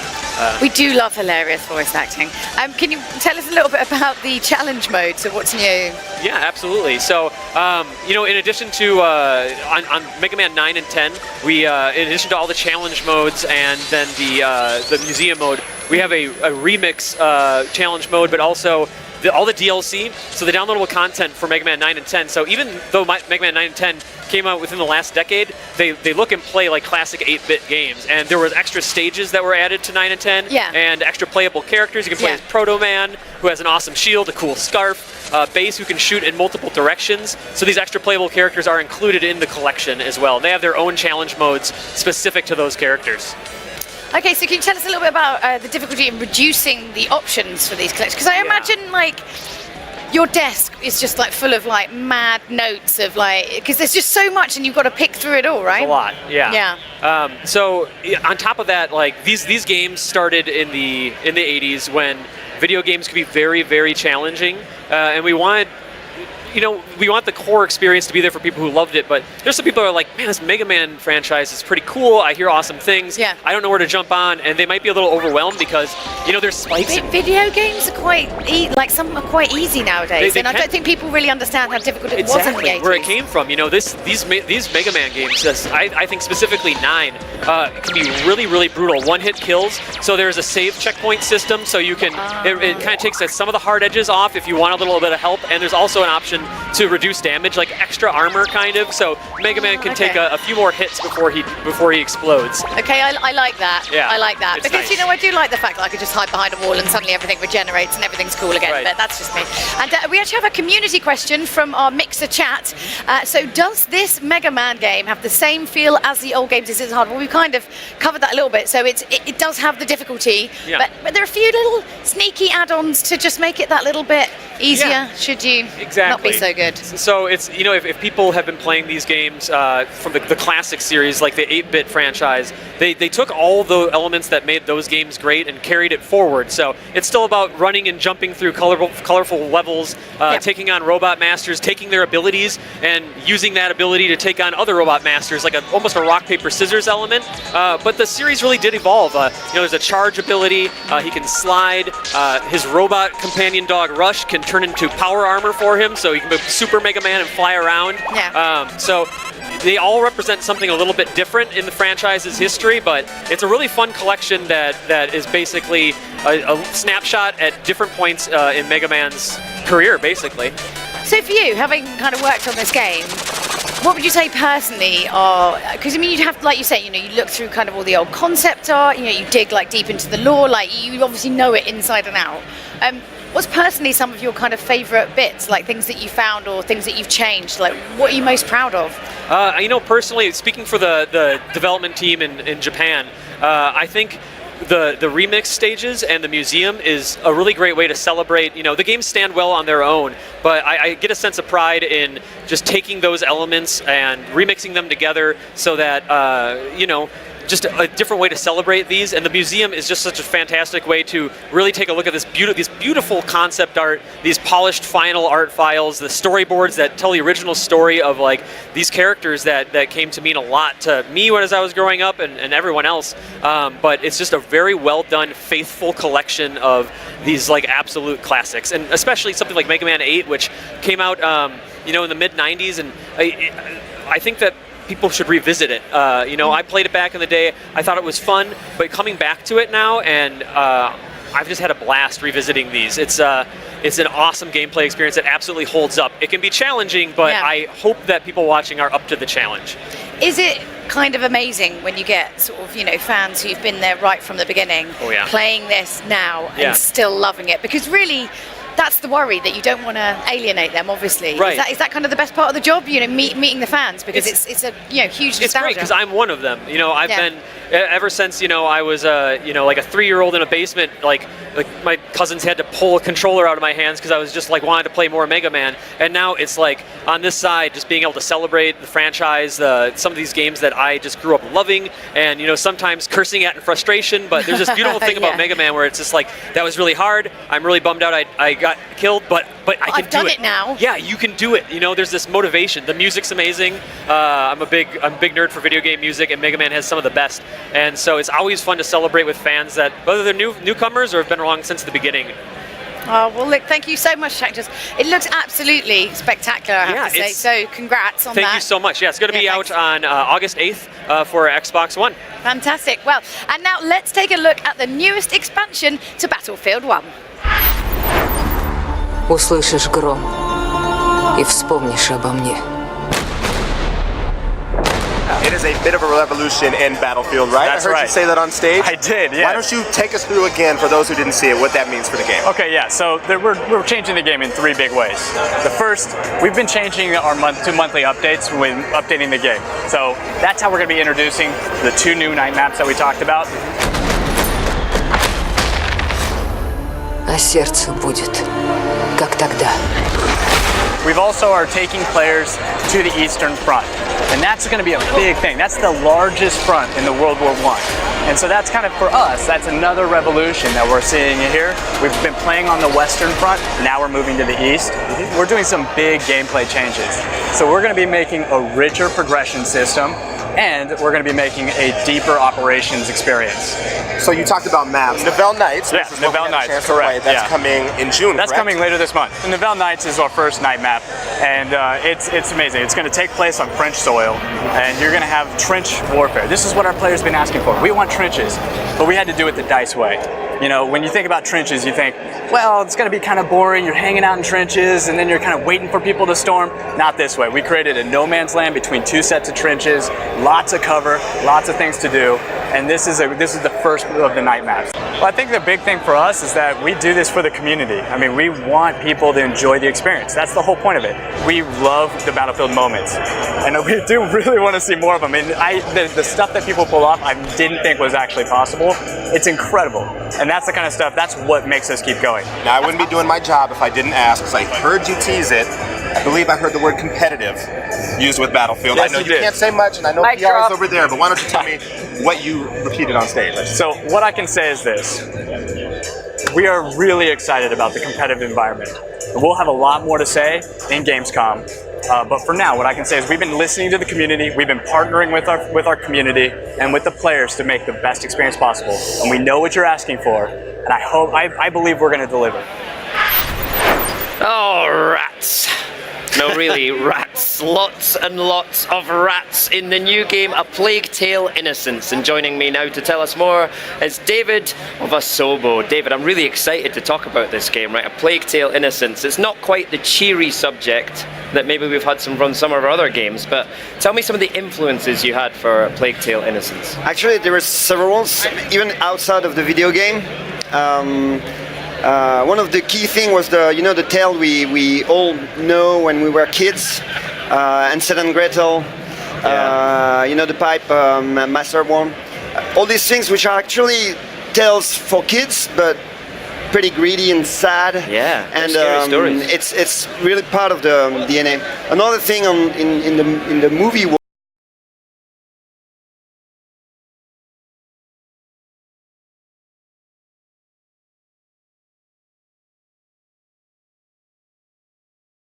Right. And the very special relationship they have. It's a great source of inspiration for us. And in terms of video game, there is obviously Last of Us and I love in a that way game. The Last Guardian too. Yep. All right, excellent. So what kind of, like, if you could sum up the feel you're going for in this game, like how, in a couple of words, what's the kind of atmosphere you want to get across?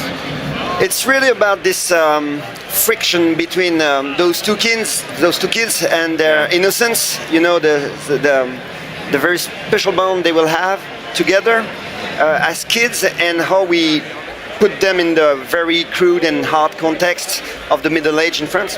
So it's really this friction between those two aspects, which was really the initial seed of the project. All right, we can hear from your amazing accent that you're, of course, French. The game is set in Plague-era France.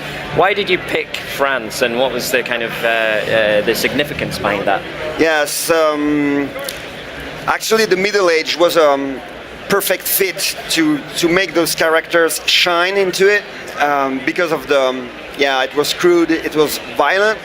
It was not violent on purpose, it was just the world was like that, and we wanted the game to be authentic and grounded. Right. So that's the reason why it was a perfect fit. God, I wasn't wrong, there is a lot of rats in here. Ooh. Yeah, there's rats. A little bit. Sorry to interrupt, carry on. Yeah, and obviously as we are French, we are full of reference we know, and on a daily basis, we can see Middle Age architecture. Beautiful, so it was culturally something we were close to and happy to work on. Yeah. Is that a matter of pride as well? I mean, do you feel proud to be building a game in France about French history? I would not say this. We are just inspired, I would say. All right. It's close to our roots, so it's just the way we love it that has driven the concept. Yes. Excellent. How historically accurate is the game? Sorry? How historically accurate is the game?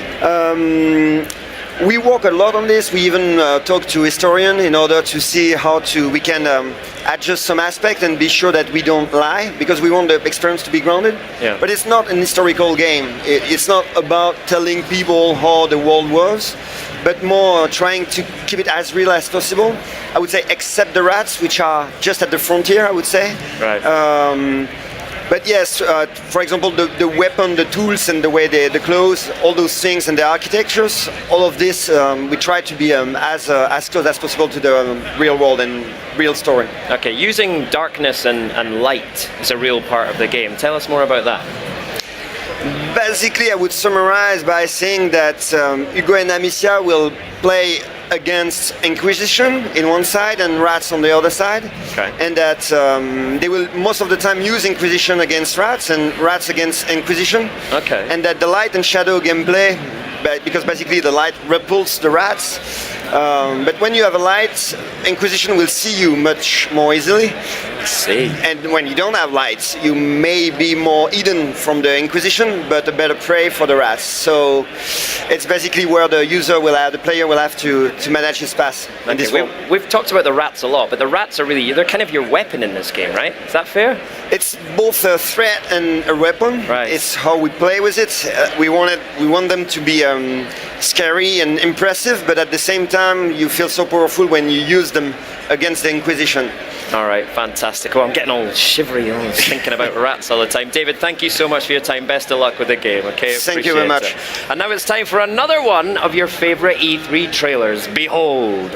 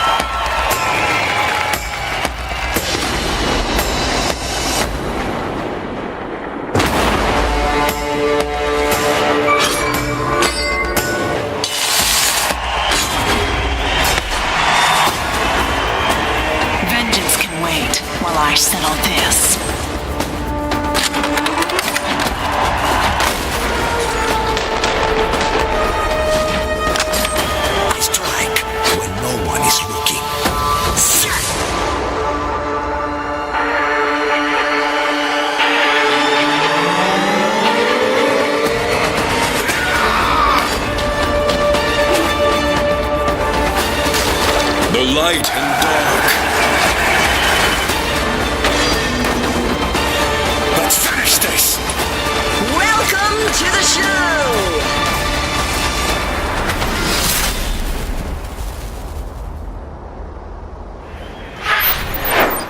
And you just saw the trailer for Battle, right? And now I'm here with Tobias Johansson from Stunlock Studios. Thank you so much for being here, and you're going to tell us all about it. Yeah, thank you for having me. Of course. It's really exciting to be here, my first E3. This is your first E3, of course. Well, welcome to the madness.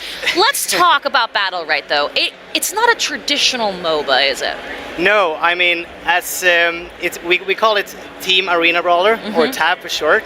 So the game is like, it takes a lot of inspiration from different type of MOBAs, but we want to distinguish ourselves because it's not a MOBA.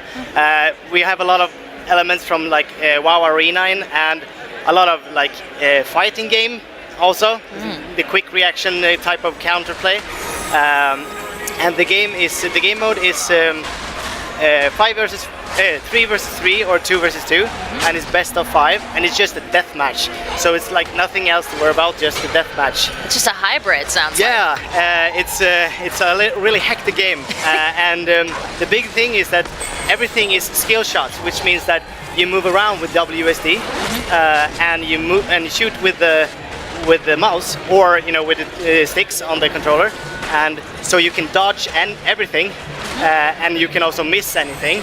So yeah, it's a really skillful game. Say, add some difficulty level to that there, Tobias. Yeah, it's a big range of skill you have. Tell me the connection to Bloodline Champions. So Bloodline Champions, or BLC, is the Battle Right is the spiritual successor to Bloodline Champions, and it's Bloodline Champions founded sort of Stunlock Studios, the company, and that was 7 years ago. So we sort of wanted to do something that was, you know, everything better and try to take the best parts, but at the same time do something new. So that's why it's a new game, a new name. I mean, and it's yeah. I think if you're really a big fan of BLC, you're gonna love Battle Right, and it's. Yeah, so it's a spiritual successor to it. Fantastic. So tell me why it's going to be great to play on Xbox One. So, as I said, it's an arena game. So the big arena stage and with the roaring crowds and stuff like that, that works really good in a living room situation with other people. And also, you know, the aiming, like you move around freely and you aim freely, that really fits the gamepad really good. Which I think it's a really great fit for the gamepad as well. Yeah. That sounds like you're very excited about being on Xbox One. It's very good. Yeah. It's really good on Xbox. Yeah. Now I heard you also have something else to show us. Is that right? Yeah. So we have in the game we have about 20 characters and 5 maps, by the way. But so today we are sort of showing off another character, a new one. So it's a brand new sneak peek sort of thing, and her name is Blossom. She's a druid and she's a support. So she has, like, you know, very good support abilities, but she also can pack some punch if you need to. Well, let's take a look at it right now. Check this out.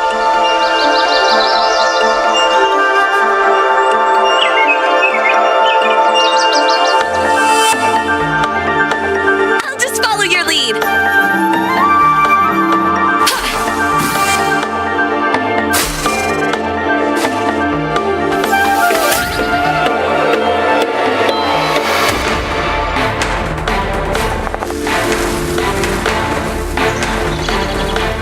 Sleep tight. Love it. Okay, guys. Well, first of all, Tobias, let's talk about what we just saw there. Was there a partner, did I see? Yeah, the little bird on the head. Yeah. His name is Maxwell. Oh, sure. He's super cute. Yeah. So he's responsible for some of the abilities in her ability kits. Yep. And so she was a support. And like I said, she's a really good support and gotta love the DPS. And we also have a melee and range character. But I think I played her a lot, and she's the easily my favorite character so far. Excellent. Yeah. Thanks so much, Tobias, for both coming here and showing off a brand new character in Battle Right. Thank you so much for having me. Well, enjoy the rest of your first E3 experience. Thank you. And yesterday, I hit the show floor to check out the Bethesda booth. Enjoy. Welcome to Papa Joe's All-American Diner. I am here with two of the minds behind Wolfenstein 2, The New Colossus. We've got Yerrick and we've got Jens. First of all, guys, I gotta ask. We saw in the trailer an America that needs liberating. Tell me how that happened. Well, that's something we set up in the first game. Basically, the Nazis won the war. They took over the whole world.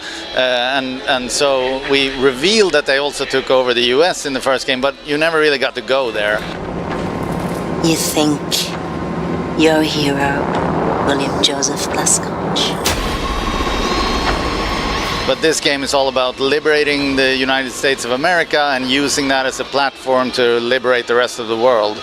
And this diner that we're in is actually based on the 3D model of a diner we have in the game in Roswell, New Mexico. So it's very faithful to what you will be able to see in the game. Bitte schön. Danke. You, one strawberry milkshake, please. Now, we also saw a Nazi general come in and order a strawberry milkshake during the trailer, correct? Yeah, it's a commander, to be technical. I don't want to give him too much. Stay calm. Let me first make it absolutely clear that I am not a Nazi. What exactly is the resistance, and tell me how that factors into the game here. The first game is all centered around the Kreisau circle, this European resistance cell. But now that they're going to the US, they're connecting with other resistance cells within the US to build alliances and thereby be able to ignite a revolution. I got precious little time for your bullshit. We've been trying to make contact with your group. One way to ignite a revolution is with some sick new weapons. Can we talk about some what we've got coming? Yeah, I mean, we have a lot of new weapons. Basically, we are staying really very true to what we love about Wolfenstein, and that is just heavy weapons and over-the-top crazy combat.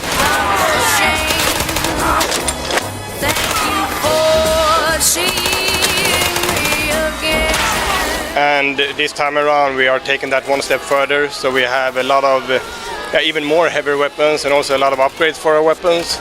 So I think this time around it will be super intense and cool combat. Now Wolfenstein is obviously a fan favorite. The original was a fan favorite. What can fans of that game look forward to and get excited about for Wolfenstein 2, the New Colossus? I think whatever they loved about the first game, we're just dialing the knob up to 11 on this one.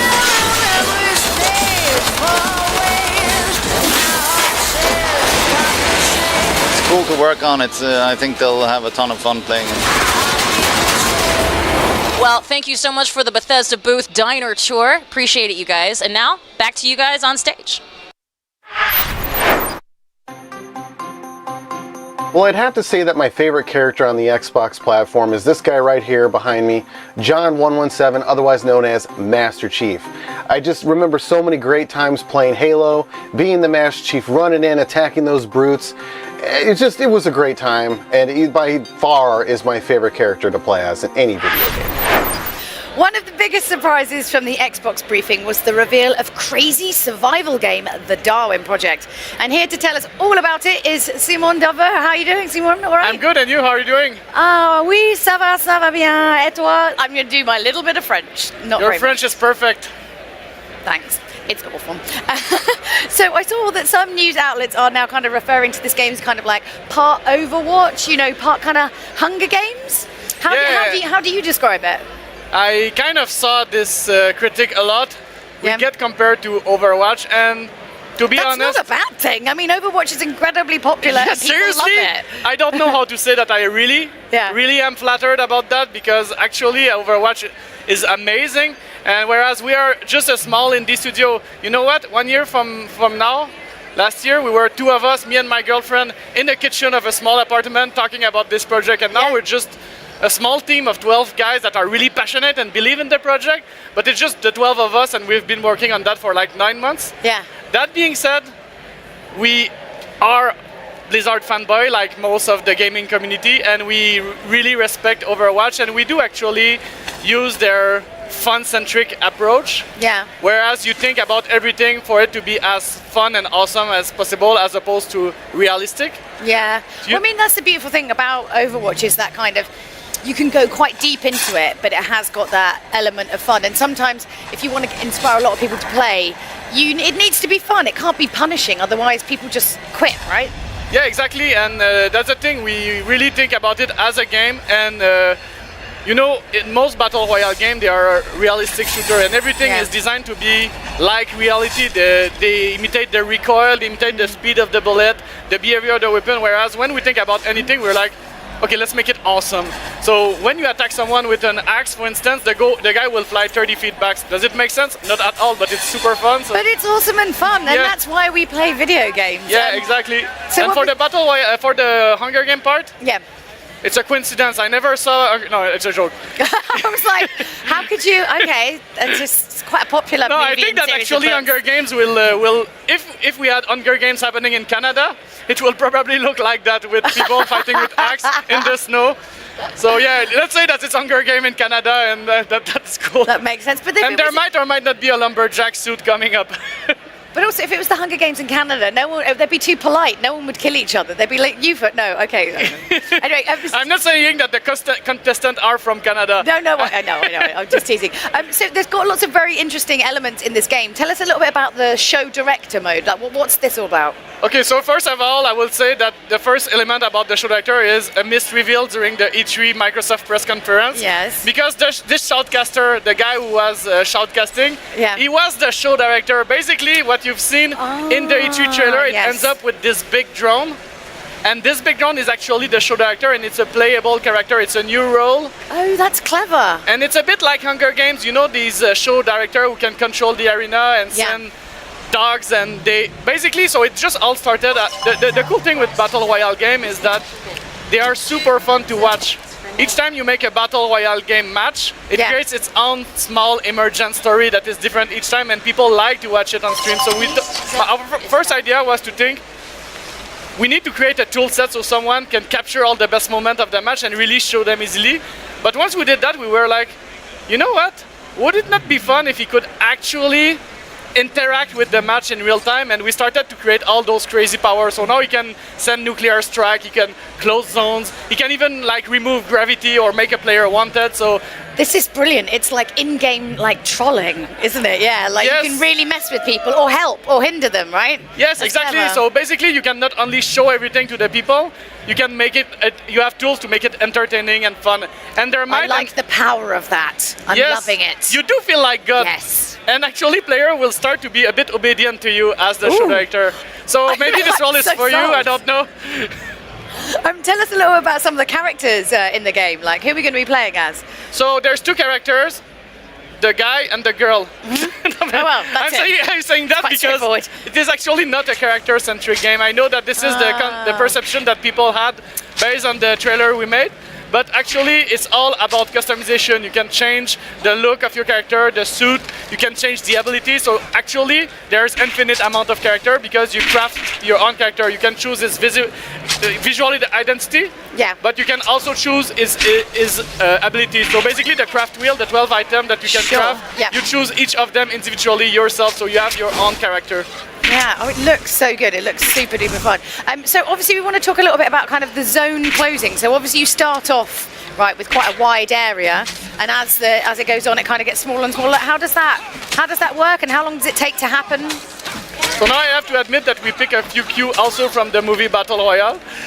So you've stolen. It's fine. Yeah. It's okay. Yeah, we steal from everywhere we can. This is how we do. There's nothing original. Don't worry about it. So yeah, the idea is that when it starts, it's a 2-kilometer wide arena, and as the game goes on, zones become closed one after the other. So basically, it concentrates the player, and also the show director can close zones, and eventually the map is big like that. So at this point, you will be forced to eventually confront each other. That's amazing. I kind of like that. So it gets more and more like crazy and crazier as it goes on, basically. The level of emotion this is the curve of emotion that you will experience. Oh, everything's fine. I'm going to totally win this. Oh, it's all totally. Oh my God! Get away! So you know, here is when you have a heart attack. Yeah. We try to go there. You're mimicking a heart attack. That's one strategy for game design. I've never really heard it put it that way before. But when you're one of the two last guys at the end. You try to make another match, but your hands are like that. You say, you know what? I will skip this match. Do one without me. So the environment is just as dangerous as the player, somewhat. So can you explain a little bit about that? So yeah, there is one of the pillars of our game is the survival. So it's extreme cold. Everything is about extreme cold. So you need to gather resource and survive and craft fire and make sure that survive as well as being attacked. It's a lot to take on board. Yes, it's not a fun place to be. I will say so much. But then the thing also is that because you're forced to craft fire, then people it's very visible from far away. So each time you make a fire, you kind of tell everyone, "Hey guys, I'm here." So and then you leave footsteps because it's all covered with snow, and we have these clue mechanics and traps. So basically, it's really a predator and prey, and you need to be very perceptive. Otherwise, you will get trapped. You will get killed by the environment, and if possible, if not, then by another player who was following you. Wow, it's a lot of things to manage all in one go. I think I'll be better as the show director, just being in like an ivory tower, messing with people. This is why we made the show director. For me, yes, just for me. Exactly. You are invincible. No one can kill you. You have a force field around you. You're safe. Yes, you're warm. I'm loving all of this. Loving all of this right now. Well, thank you so much, Simon. That was great. The Darwin project will be released very, very soon. So guess what? It's time for another installment in your favourite trailers of E3.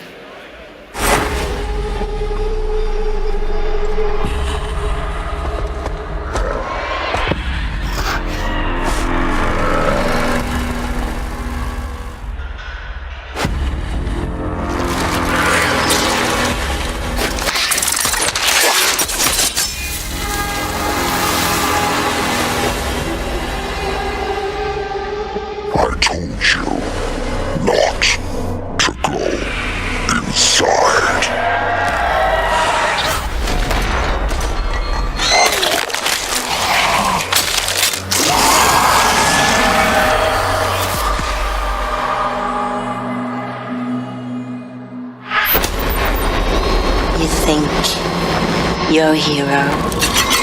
We're organizing for a revolution in America. We?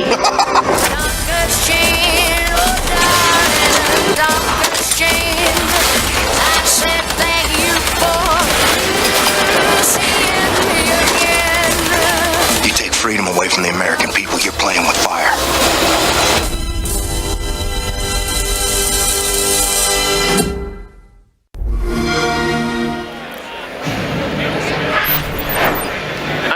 If you need a little fable in your life, we've got some fable fortune for you. Joining me to tell us all about it, our associate producer Luke and lead designer Tom. How you doing, gents? Welcome to our stage at E3. Yeah, we're good. We're really happy to be here showing Fable. You having a good week? Yeah. Busy, just flown in, but yeah, Fable's a show, so here we are. All about, isn't it? Right, so Fable Fortune's a collectible card game, which differs a lot, obviously, from the traditional Fable games. Yep. But what did you keep in mind when you were designing this to keep it true to the world of Albion? So Albion's a really fun world to work in, because you've got all the cool fantasy elements embodied in characters like Jack of Blades, and you've got all the silly irreverence, that Monty Python feeling, like characters like Reaver. So there's a real sense of silliness and serious to balance, and we take that in mind whenever we're making a new character and whenever we're bringing back an old favourite. So they're the highest rarity cards, some of the old familiar faces like the Guildmaster. Excellent. Do you feel a sense of responsibility and duty here, you know, keeping Fable alive? Yeah, definitely. Like, we know that so many people love the Fable franchise. We're huge fans of it as well, and we want to make sure that we do right by them when we're kind of bringing this game out. Okay. We've got the game up on the monitor here, so people can see this at home on stream. Talk us through the mechanics of the game. How is this actually working here? Cool, so it's a card game, so people who are familiar with other card games like Hearthstone, Magic the Gathering will see some stuff that they're familiar with here, but we're bringing in a lot of original elements from the Fable franchise as well. So for instance, when a game starts, you get to choose a quest to embark on, and that's like a mini objective throughout the match, but once you've completed that quest, you get to make a choice whether you go good or evil, which is a classic kind of Fable mechanic, and that will really cause your strategy to change during the match, so you can react to what your opponent's doing. For example, I might go evil to play a little bit more aggressively, or choose good to be more defensive. All right, it's great that you're keeping that part of Fable, that good and evil. Like, how far can you take that? How bad or how good can you be? Well, we have a lot of fun with that, artistically, thematically, and mechanics-wise. One example is Marshall. He's a pig farmer playing at being knight, and all his units are like a peasant's revolt. Right. If he goes evil, he makes them blow up when he dies, causing damage to people around them. If he goes good, he gives them medical training, so as they go out, they heal your units. And it's all a bit silly, a bit slapstick, but there's some really devious tactics in there. The design guys have been pretty smart about that stuff. So exploding pigs or medic pigs? Yeah. I mean, of course. Well, I mean, you've got to cater to all tastes, right? Yes, absolutely. So other than morality and choice, what are some unique mechanics that set this game apart from the other collectible card games that we know and love? Cool. So one of the really big ones is that we've got a fully fledged two-player co-op version. So you don't just have to play PvP in Fable Fortune. You can hop in, grab a friend, and head into a big boss battle against one of the big names from the Fable franchise. And they sort of cheat and play some pretty unfair, devious decks of their own. So you're going to have to communicate with your co-op partner and complete quests together to really take them down. Aside from that, we've introduced a mechanic called Guard, which allows you to choose turn by turn who is going to be defending you for that turn, so that you can protect yourself from attacks by the enemy. And really, that gives you an extra kind of tactical element where, you know, am I going to throw my big guys in Guard, or do I want to throw some of my weaker units down to maybe protect my stronger units? Which really gives you, again, like turn by turn decisions that really bring out the hardcore CCG players, make them happy. The co-op gives us a lot of lore opportunity as well. Our two starting ones, we're reviving the main antagonist from the first Fable Legends content that got out, the Lady of Rosewood. Okay. She's pretty devious. And for the other co-op boss, we've got Nostro and his Hollow Man army, so familiar to Fable 1 aficionados. All right, fantastic. Now, obviously, we've talked about good and evil. Fable was also all about kind of customizing your hero as well. Are there ways in the game to customize your deck or the heroes that you're using in your deck? Well, every hero starts with a basic deck.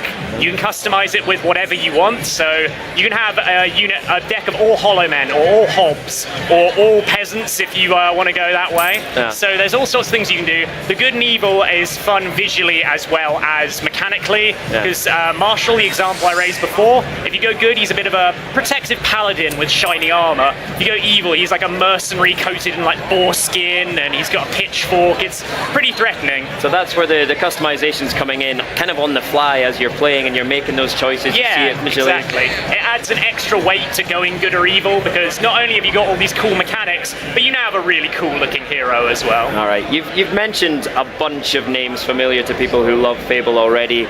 Give us some other ones. I mean, who else is in the game? And is there some nicher references that only the really hardcore Fable fans will get? Well, we got Chesty, who's been in side quests for a lot of the Fable games, so familiar faces like him, the Demon Doors, no lack of Balverines and Hobbs, the Guildmaster, just loads of familiar faces. I think we've dug pretty deep, so we've got the big names in there and some lesser known ones for really big Fable fans, so I hope they find something to enjoy.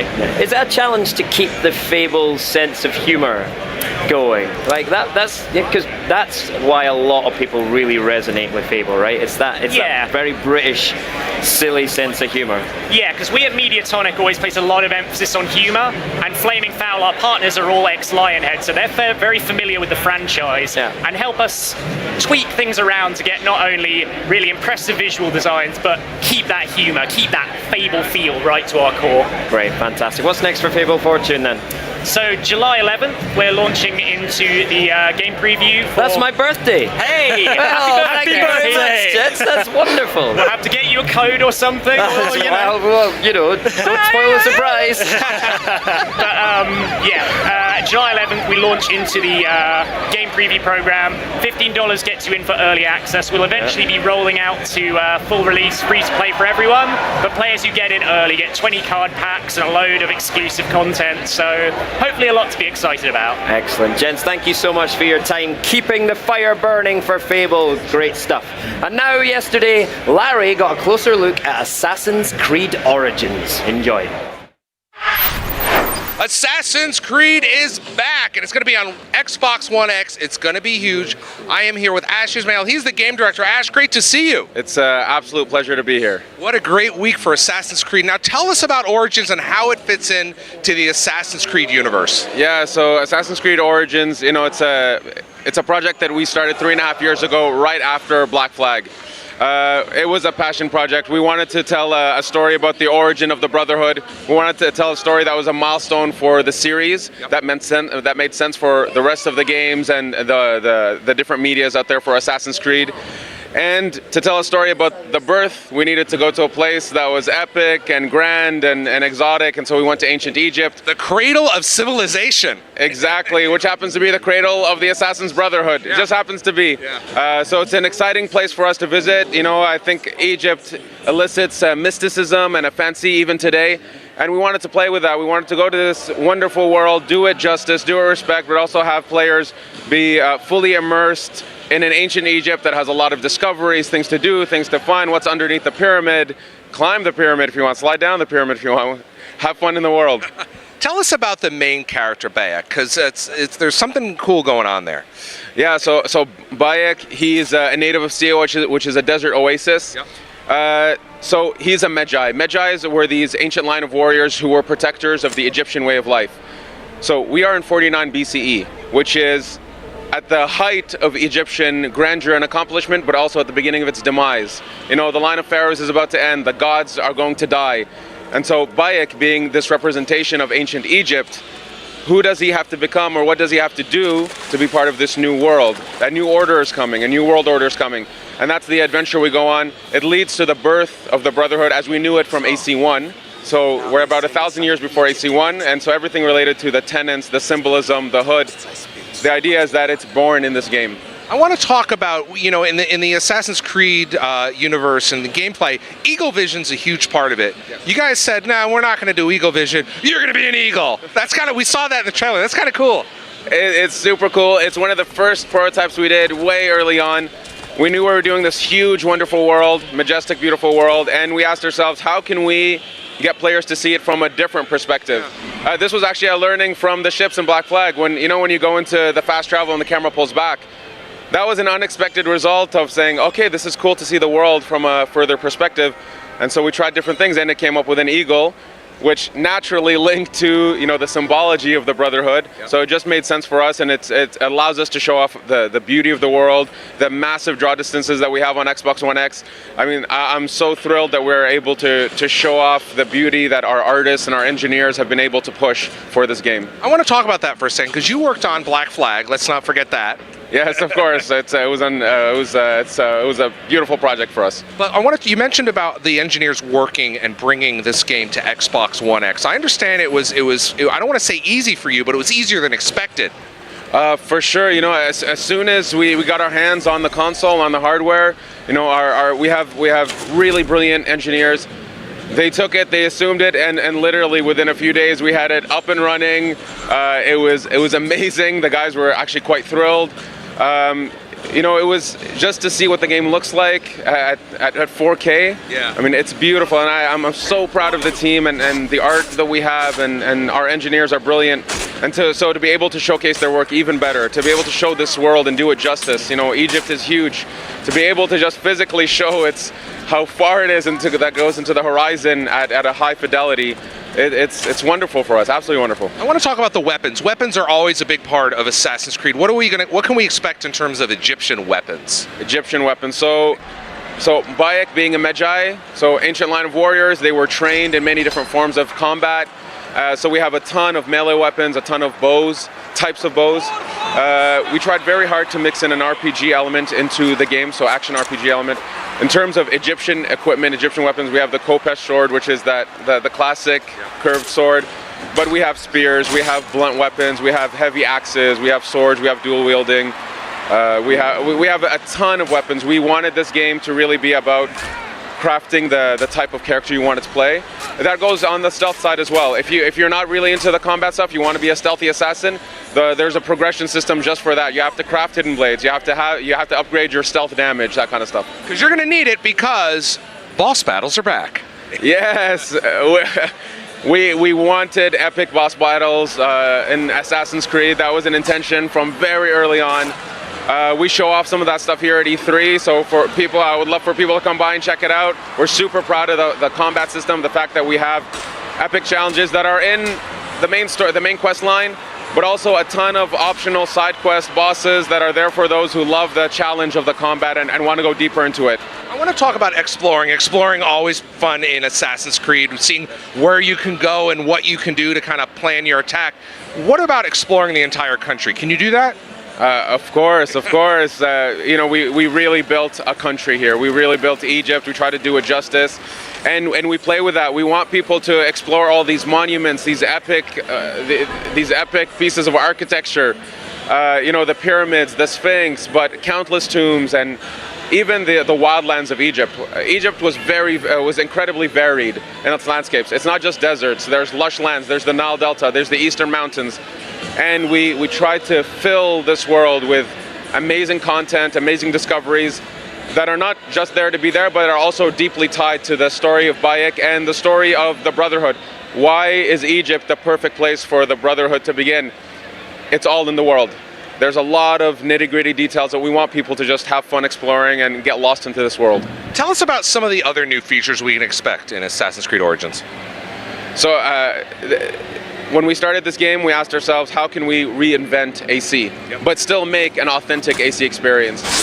Authentic AC experience being more related to the Brotherhood, the symbology. The story, the adventure we go on is really Bayek's personal story of a mystery that he's uncovering. In terms of features, this meant that we wanted a quest system. We have hundreds of stories that we found in Egypt that we want to tell players, so a quest system made sense for us. To do our own version of quests and to fill this world that was so large, we had to go deeper into creating a new AI structure that allowed us to create thousands of NPCs, of animals that have a purpose in the world. They live in the world, they're persistent. You know, what this means is you might have a target that you get information on, and you find out that at night, he goes to sleep in his fort, which is heavily defended, but he's sleeping. During the day, he's on his chariot roaming the lands. And as a player now, you have a choice. Do I want to go after him in full, vehicle combat? Do I want to stealth in and try to assassinate him inside his own fort? Thanks, Ash. When can we get our hands on Assassin's Creed Origins? So Assassin's Creed Origins launches October 27th on Xbox One, PC, and of course, it's a launch title for Xbox One X. Thanks for your time today. Thank you. The upcoming animated series OKKO already has its own video game, and it hasn't even come out yet. To tell us all about it are Dan Vader, game director and writer, and Chris Waldron, VP of Digital at Cartoon Network. So first of all, I'm really, really sorry, but I've never met a Vader before. Yeah. Is it kind of super annoying? But I've never met this one. My whole life. True story, I was waiting in line for the Star Wars re-releases, and I was at the back of the line. Yeah. And I kind of just pulled out my driver's license and was showed the people in front of me, and they freaked out. And they let me 7 people ahead in the line, we've got a Vader here, we've got a Vader here. And I got to go ahead in the line. So. See, now I don't have any sympathy for you at all, because you can jump plus also you could get a really cool jacket with Vader written on the back, and you wouldn't be faking it. I wouldn't be, no. Yeah. I feel like I've digressed. I get it my whole life, slightly. I'm used to it by now. So. I'm really sorry. So obviously, the game is based on the Cartoon Network series. What are kind of some of the biggest, are there any differences between the two? Yep. Sure. What I love about the current crop of creators we have working on some of these shows is that they're gamers, they're huge fans first, before anything else, they're fans and players. And so even in the shows, there's a lot of different styles that they integrate into the shows. And so they encourage people they trust, like Cappy Games here, to kind of reimagine the characters from the games and the world of the game. So I think one of the core differences that you'll see as you look at it is they look very different, but tonally and from the point of view of the characters, they're very consistent. So I think there's a lot of similarities, but there's a lot of chance to sort of express differences in the different media. I mean, what kind of genre is the game itself? Obviously, we've got a little bit on screen here. Can you tell us what's happening? It's sort of a hybrid between story-driven light RPG and a beat-em-up.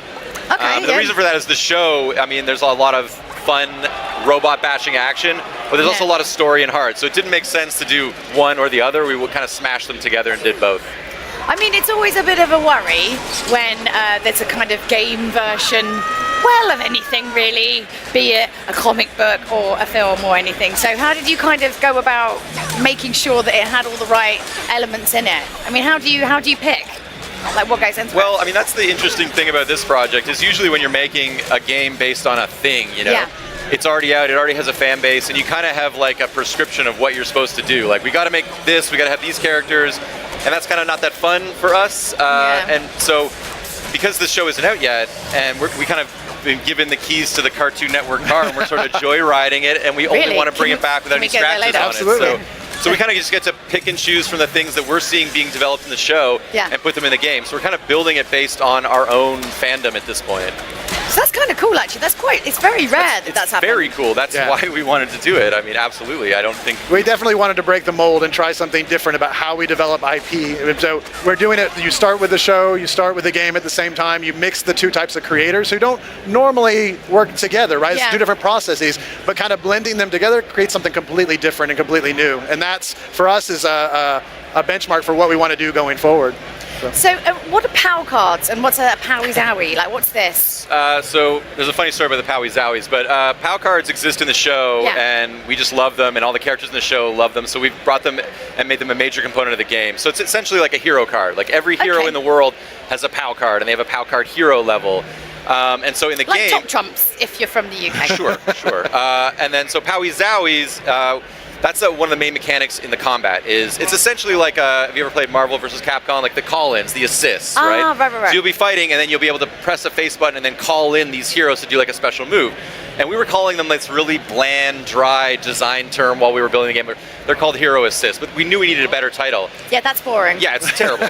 So we were hanging out with the show people, like the boarders and the writers, and we're like, oh yeah, hey guys, we got this thing, they're called hero assists, but we hate that title. And one of the boarders was like, Powie Zowies, like no hesitation. He was like, Powie Zowies, and we're like, yeah, they're Powie Zowies now, and it just stuck, and so that's what a Powie Zowie is. Everyone loves a rhyme.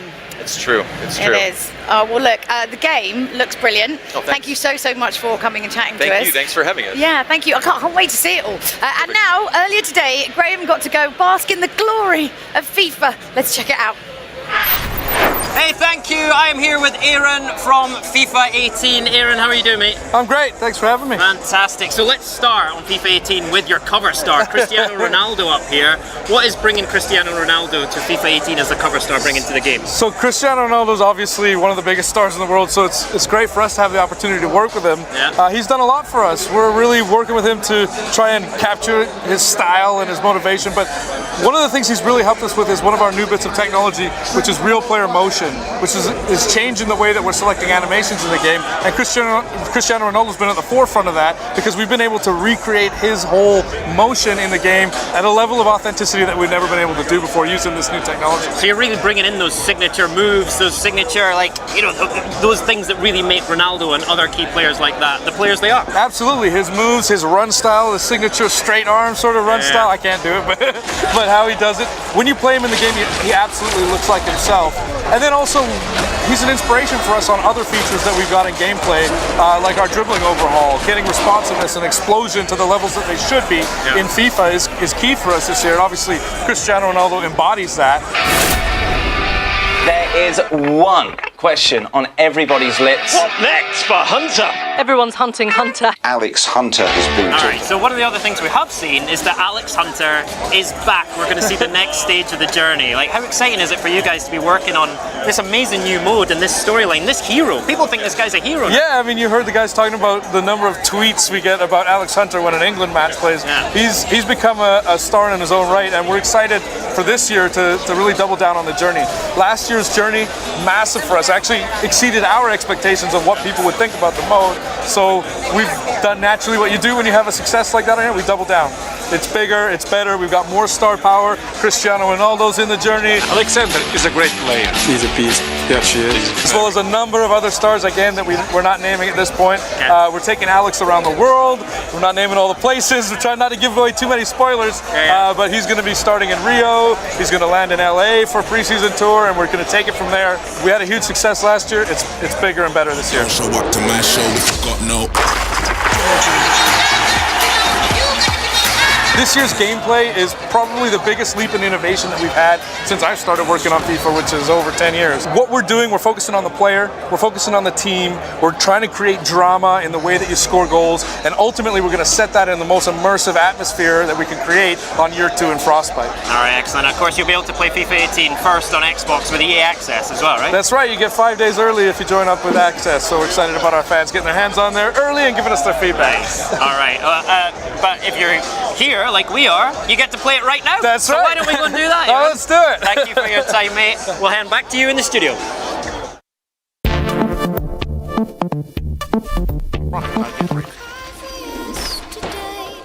There's an ordinary world.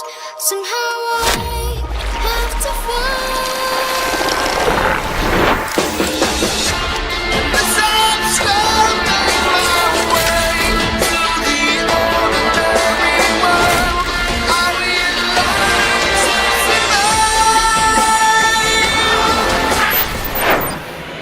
remember that we are giving away a beautiful 4K Samsung television to one lucky person in the Mixer chat at 6:45 Eastern Time. That's 3:45 out here on the West Coast. So get in the chat at mixer.com/Xbox. Make sure you're logged in into your Mixer account, have it linked to your Microsoft account, and that's it. You could be eligible to win. All right, the new horror game, Dead by Daylight, looks like it's going to be absolutely terrifying. And for a deeper look at the game, I am joined by game director Matthew Cote. Matthew, nice to see you. Pleasure to be here. All right, let's talk about the game. Set the stage for us. Tell us about it. So essentially, it's a asymmetrical multiplayer game where 4 survivors are trying to get away from a horrible place while being chased by another player playing a killer, trying to whack them over the head, bring them down, put them on a meat hook, and let them bleed out and be sacrificed to whatever malevolent entity is recreating this nightmare world over and over again. Charming. Yeah.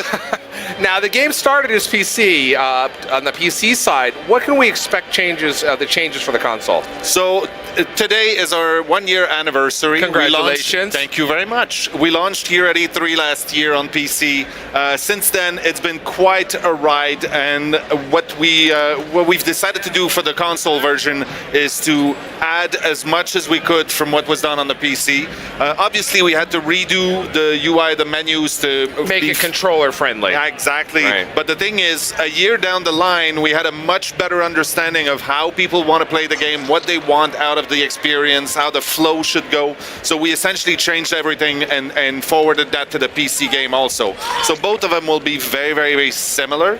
The idea also is that the special edition that's coming out for console will actually have pretty much everything that we've released on PC so far, except for the licensed DLC that we had last Halloween, which was Halloween. Right. So Michael Myers was invited to join the crew of the murderous bastards in our game, and he will come to console, but a little later, not on day one. Tell us about some of the playable characters in the game. So we started the game with only 3 killers and 4 survivors. So we had the Trapper, who's this big, hulking archetype of a guy with a very mean-looking machete, and he places bear traps through the level. Right. We had the Wraith, who can become invisible when he rings his bell. We have the Hillbilly with a chainsaw that can be super loud and fast through levels. Over the last year, we've added a nurse that can teleport. We've added a hag that can actually place traps and make illusions appear throughout the map. And about a month ago, we had our latest DLC with, I think the footage you can see right now, the Doctor, who's this very unpleasant fellow that tries to cure people with very intense electroshock therapies. You say cure, we're going to put that in quotes. Yeah, he's not being very successful in that respect, but he's having a good time, I can tell you that. Now this is a hide and seek game at its core, right? That's exactly it, actually, because the very first prototype we did, essentially told us we had a core mechanic we liked, was purely that. Yeah. It was hide and seek. It was a single guy trying to do something, an objective. It didn't really matter. Right. Press a button. Yeah. And another that was just running and trying to catch them. And just that, and those moments when you're hiding in a corner and you see the bad guy pass right in front of you and not see you. Right. Your heartbeat goes up, your knuckles go white. That intense, authentic, genuine, physical feedback is exactly what we were looking for at the beginning of the game. For about 10 years, we've been kicking around the idea of making a game where you're the bad guy. Yeah. Something inspired by 80s slasher movies. I mean, we grow up with those, and we really liked the idea that in those movies, the fear and the intensity came mostly from the anticipation of the violence. The threat of it and the tension that comes before, more than the explicit graphic portrayal itself. It wasn't as important. So what we wanted is to replicate that in our game. So we have mechanics like, for instance, when the killer comes close to the survivor within a certain range, you can start to hear a heartbeat go up and the music becomes a little intense. Yeah. And that tells you that you should hide, you should get away. these reactions that we get from players are very real, and even through thousands of hours of playing, we see people still getting stressed. That's why it was such a successful spectator sport. Great. Picked up on YouTube and Twitch, because people like to watch people get scared. All right, well, you know what? Xbox One owners won't have to wait long. Death by Daylight will be available on June 20. Thanks so much for coming by. My pleasure. All right, and now let's look at the next entry in our list of your favorite E3 trailers.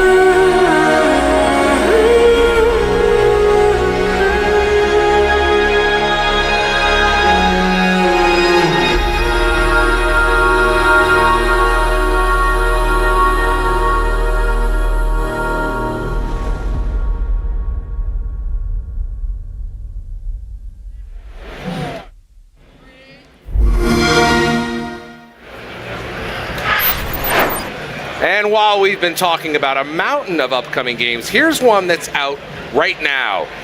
It's the last day to download a free 10-hour trials of Gears of War 4. When did that happen? I didn't even know about that. It works on PC and Xbox One, includes Act 1 of the campaign, and all, underline all, of Horde and Versus.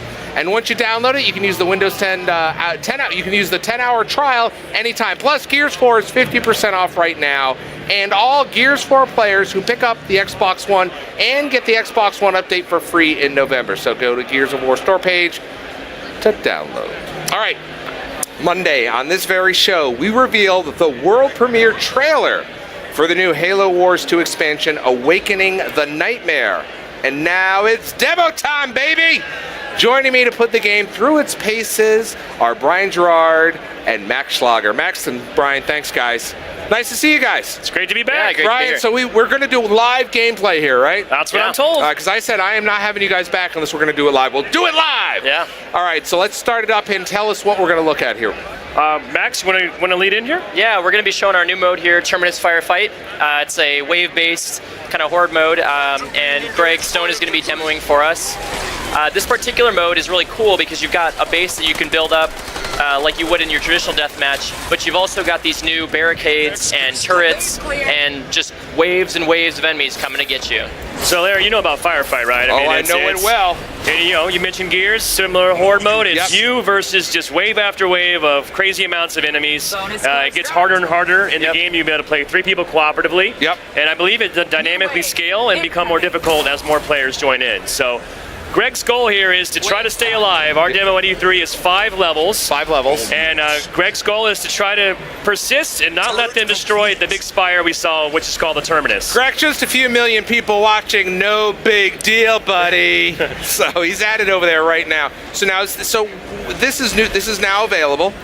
Well, this content, the Awakening the Nightmare expansion, comes out this fall. This fall, so this is an early look. Yep, brand new mode. This will be the first time most people are here seeing it, but it has been playable in the show here all week at E3. And you can play as the Banished. Yeah, absolutely. Let's tell me about that. Yeah, while he's getting started, in addition to this new mode, there is a campaign expansion, so it sort of takes place a few months after the events of Halo Wars 2. Yep. And the whole campaign plays out from the perspective of Atriox and his Banished forces. And if you saw the trailer on Monday, you know they find an ancient foe we haven't seen since Halo 3. And that ancient foe is terrifying. It is, of course, the Flood. We're going to see the Flood in a little bit, right? Oh, as long as Greg lives long enough, we will definitely see some Flood. And let's be clear, you cannot miss it. So, Max, what are we taking a look at here? So Greg is basically, he's building up some different defenses here. You saw him earlier, he was taking his turrets, doing some different upgrades on them. He was building down some of the barricades there, and you've got a few different kinds. Some of them, like he's got spike traps you could place down. When you walk over it, it'll pop up and hurt people. You got barrels that you can shoot and explode, and you've got like these shield walls basically that just provide a hard barrier for enemies to get through. And the map here, one of your main goals is to expand out into different territories.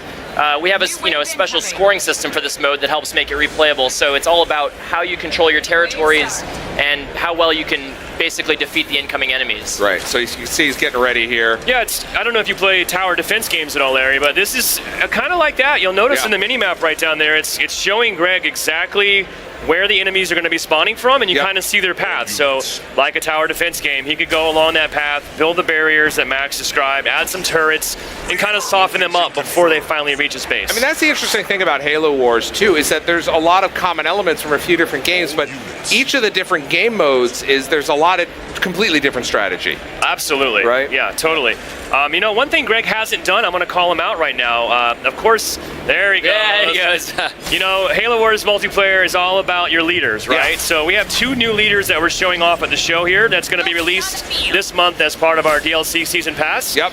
I think fans will be happy to know that the Arbiter is back. He's back. The Halo Wars Arbiter has returned. So Greg wants to make sure he's using these leader powers because they're game changers and they're there for a reason. So I'm glad to see he's now doing that.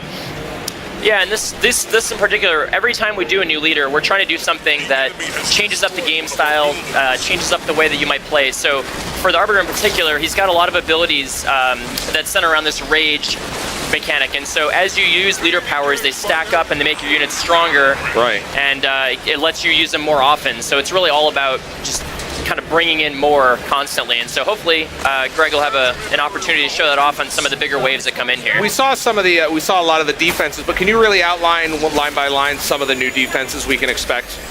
Yeah. So basically, you start out, you've got a main base effectively, which you could still build your turret spots on an upgrade. Once you go a little further out, you could see these little wall segments here where you could basically build barricades. Yep. The barricades are different from UNSC versus Spanish, so different advantages. Yep. Some are tougher, some are a little bit, they provide more mobility for your troops. And like I said, here he's got kind of the 3 different templates, some that are more effective against incoming melee units, some that are just straight up shield walls. By the way, I love the fact he's waiting for the next wave here, and he's like chatting with the fans. There we go. And here we go. So now we're going to see how well some of these defenses work against the Flood, who starts walking in. And then as you expand out and build those bases, then you also get more turret slots, and so you get different kinds of turrets you can upgrade. And all right, there we go. Yeah, we can see what's going on now. Yeah, so this is our first Flood wave starting to move in. By this time, Greg's got a pretty nice sized force, so I think he's in pretty good shape. Also, I should just mention for folks that may not know, this game obviously looks awesome on Xbox One S. An HDR update was released with our last patch last month. Yes, it was. Also runs on Win 10 at 4K resolution, looks stunning. So, and it also supports Windows, Xbox Play Anywhere. Yep, buy it once, play it on both platforms. Your progress and the campaign goes back and forth, and it's delightful. So now things are heating up a little bit. Yeah. I think Greg's doing there he goes. Now he's starting to bring those leader powers. So you can imagine in a 3-player game, legendary difficulty, much more challenging, but pretty interesting. The 3 of us could pick different leaders and kind of synergize and use our leader powers in cool ways to really give us the advantage. Yeah, he's really digging in there. Bonus course drop. How close? So the wave is kind of coming to an end here. We can see the enemies coming in. Yeah, you see at the upper right there, he's right now in wave 4. This demo will go to, well, there's 5 waves, and he's infected 47 out of 111. So right now, we just got that notification. Wave 5 is about to start, which features the Abomination. Max, what's the story of that guy, by the way? Yeah, so one of the cool things about the waves too is we're going to have these basically these boss waves, these mini boss waves, where you get some really big heavy units coming in to attack you. And in this particular wave, we've got a Flood Commander that's going to come in, and he's a really strong melee threat, and surrounded by a bunch of his minions there. And so he's going to come in, and you'll see that's going to put a lot more strain on Greg's defenses and his forces, so he's got to really make sure his base and his powers are ready to go. Let's kind of dig in. Yeah, he's getting ready for it. They should be coming in any minute here. Any minute now. We're waiting for the big reveal. Don't fail me now, Greg. All units.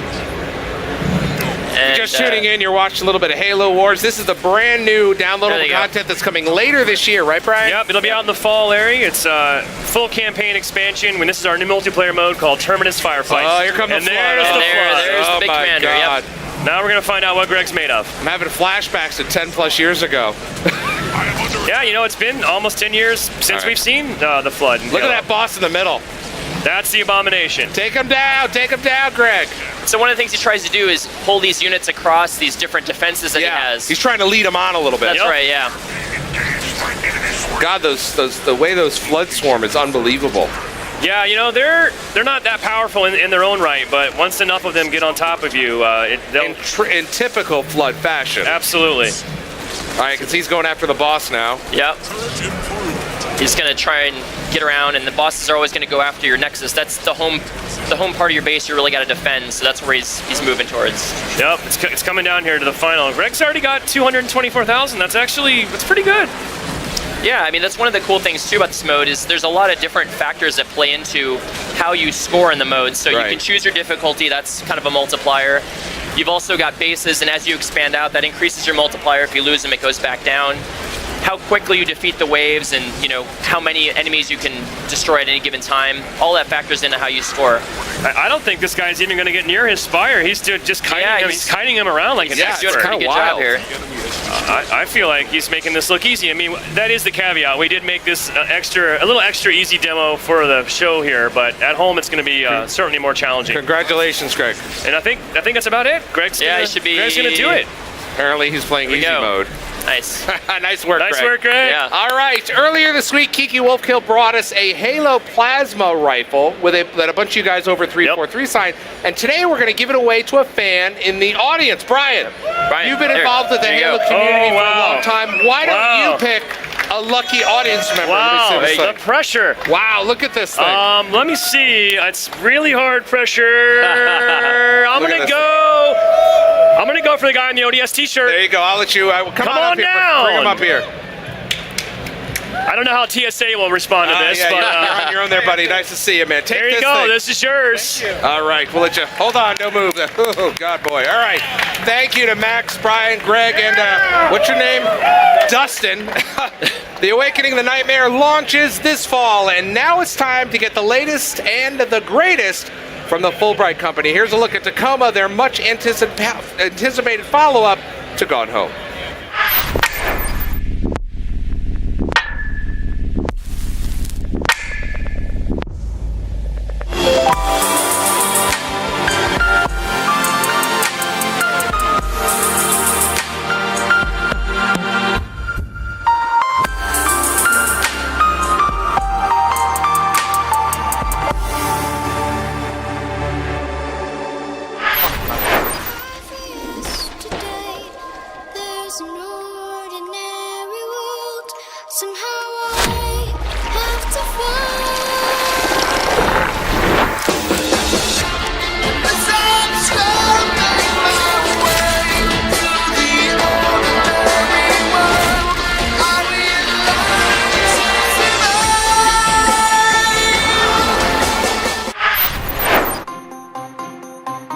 My favorite Xbox moment of all time actually has nothing to do with games. I live in Finland and my sister was getting married in Australia.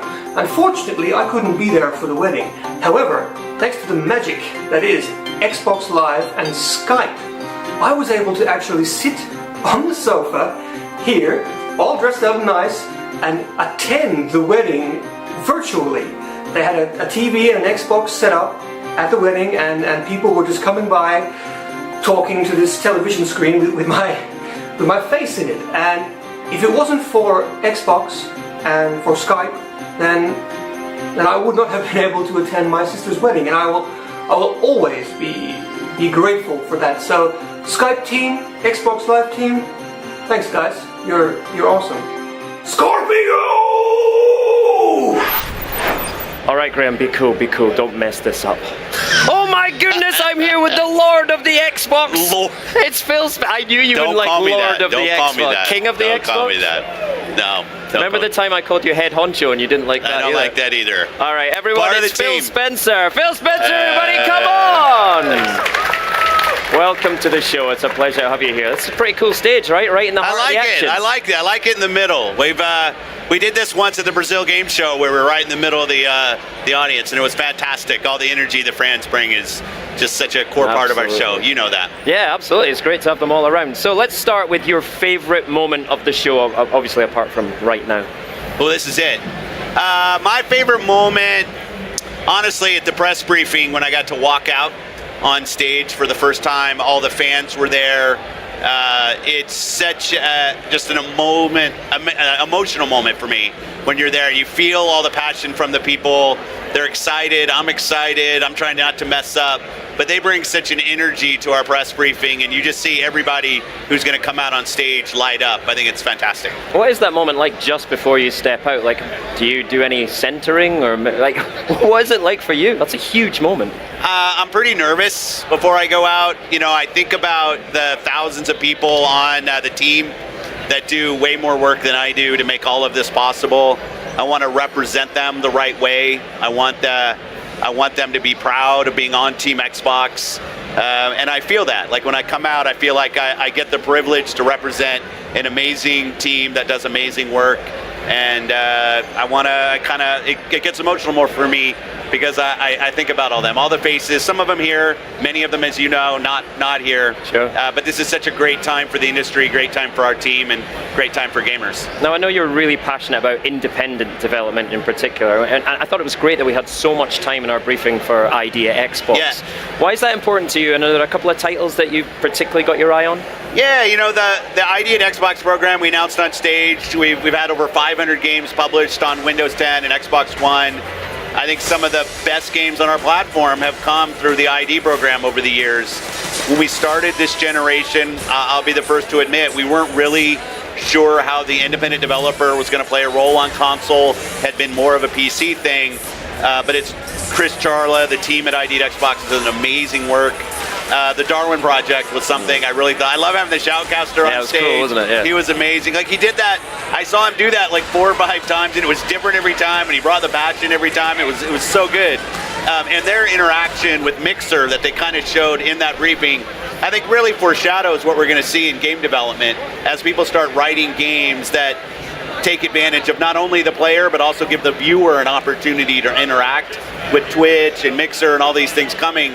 I think it's just a whole new audience opportunity for us. That was a pretty special game for us. But I mean, the lineup of games in the briefing from the ID program I thought was incredible. I was impressed that Darwin project shoutcaster managed to keep his voice going. Because he was jamming on it, I don't think he talked it. I'd see him on stage and he was a mime until he came out on stage. Brilliant. He did about like Artful Escape, another like just such an amazing stylized game. Yeah. You know, it's just been such a fountain of fun. Like it's kind of cliche term, but I played so many of those games recently, and I continue to just be really impressed by the creativity from the developers on the ID at Xbox program. Great, and of course everyone was waiting to see Xbox One X. That's right. And it was great to reveal it. How did that feel for you to reveal it publicly on stage? Well, you know, kind of my second most favorite thing in the briefing was having Kareem Chowdhury come out on stage. Yeah. And those of us that have worked on the team for such a long time know Kareem's been a long-time engineering leader on the Xbox team.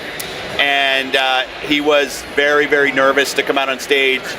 But I thought no better person. He's head of all engineering for Xbox. All our developers, software developers, work for Kareem. He finished the video last year, if you remember. This is a monster. Yeah. He got to kind of come out and tie the bow on that. But it was great to see him come out, finally get to, I'll still probably slip up and call it Scorpio 1,000 times, but give it a name, Xbox One X, show the people what it looked like, how our hardware team has made it so small, and obviously the power specs that we're getting out of it are pretty incredible, even beyond what our expectations were. So much further, like right before Mike Ibarra had sent out that we were giving game developers an extra gigabytes of RAM, so they're up now to 9 gigabytes of RAM for game developers. It's just going to be a fantastic time to see that come and see what games are built. So how can developers use that extra power in the games that they're making now?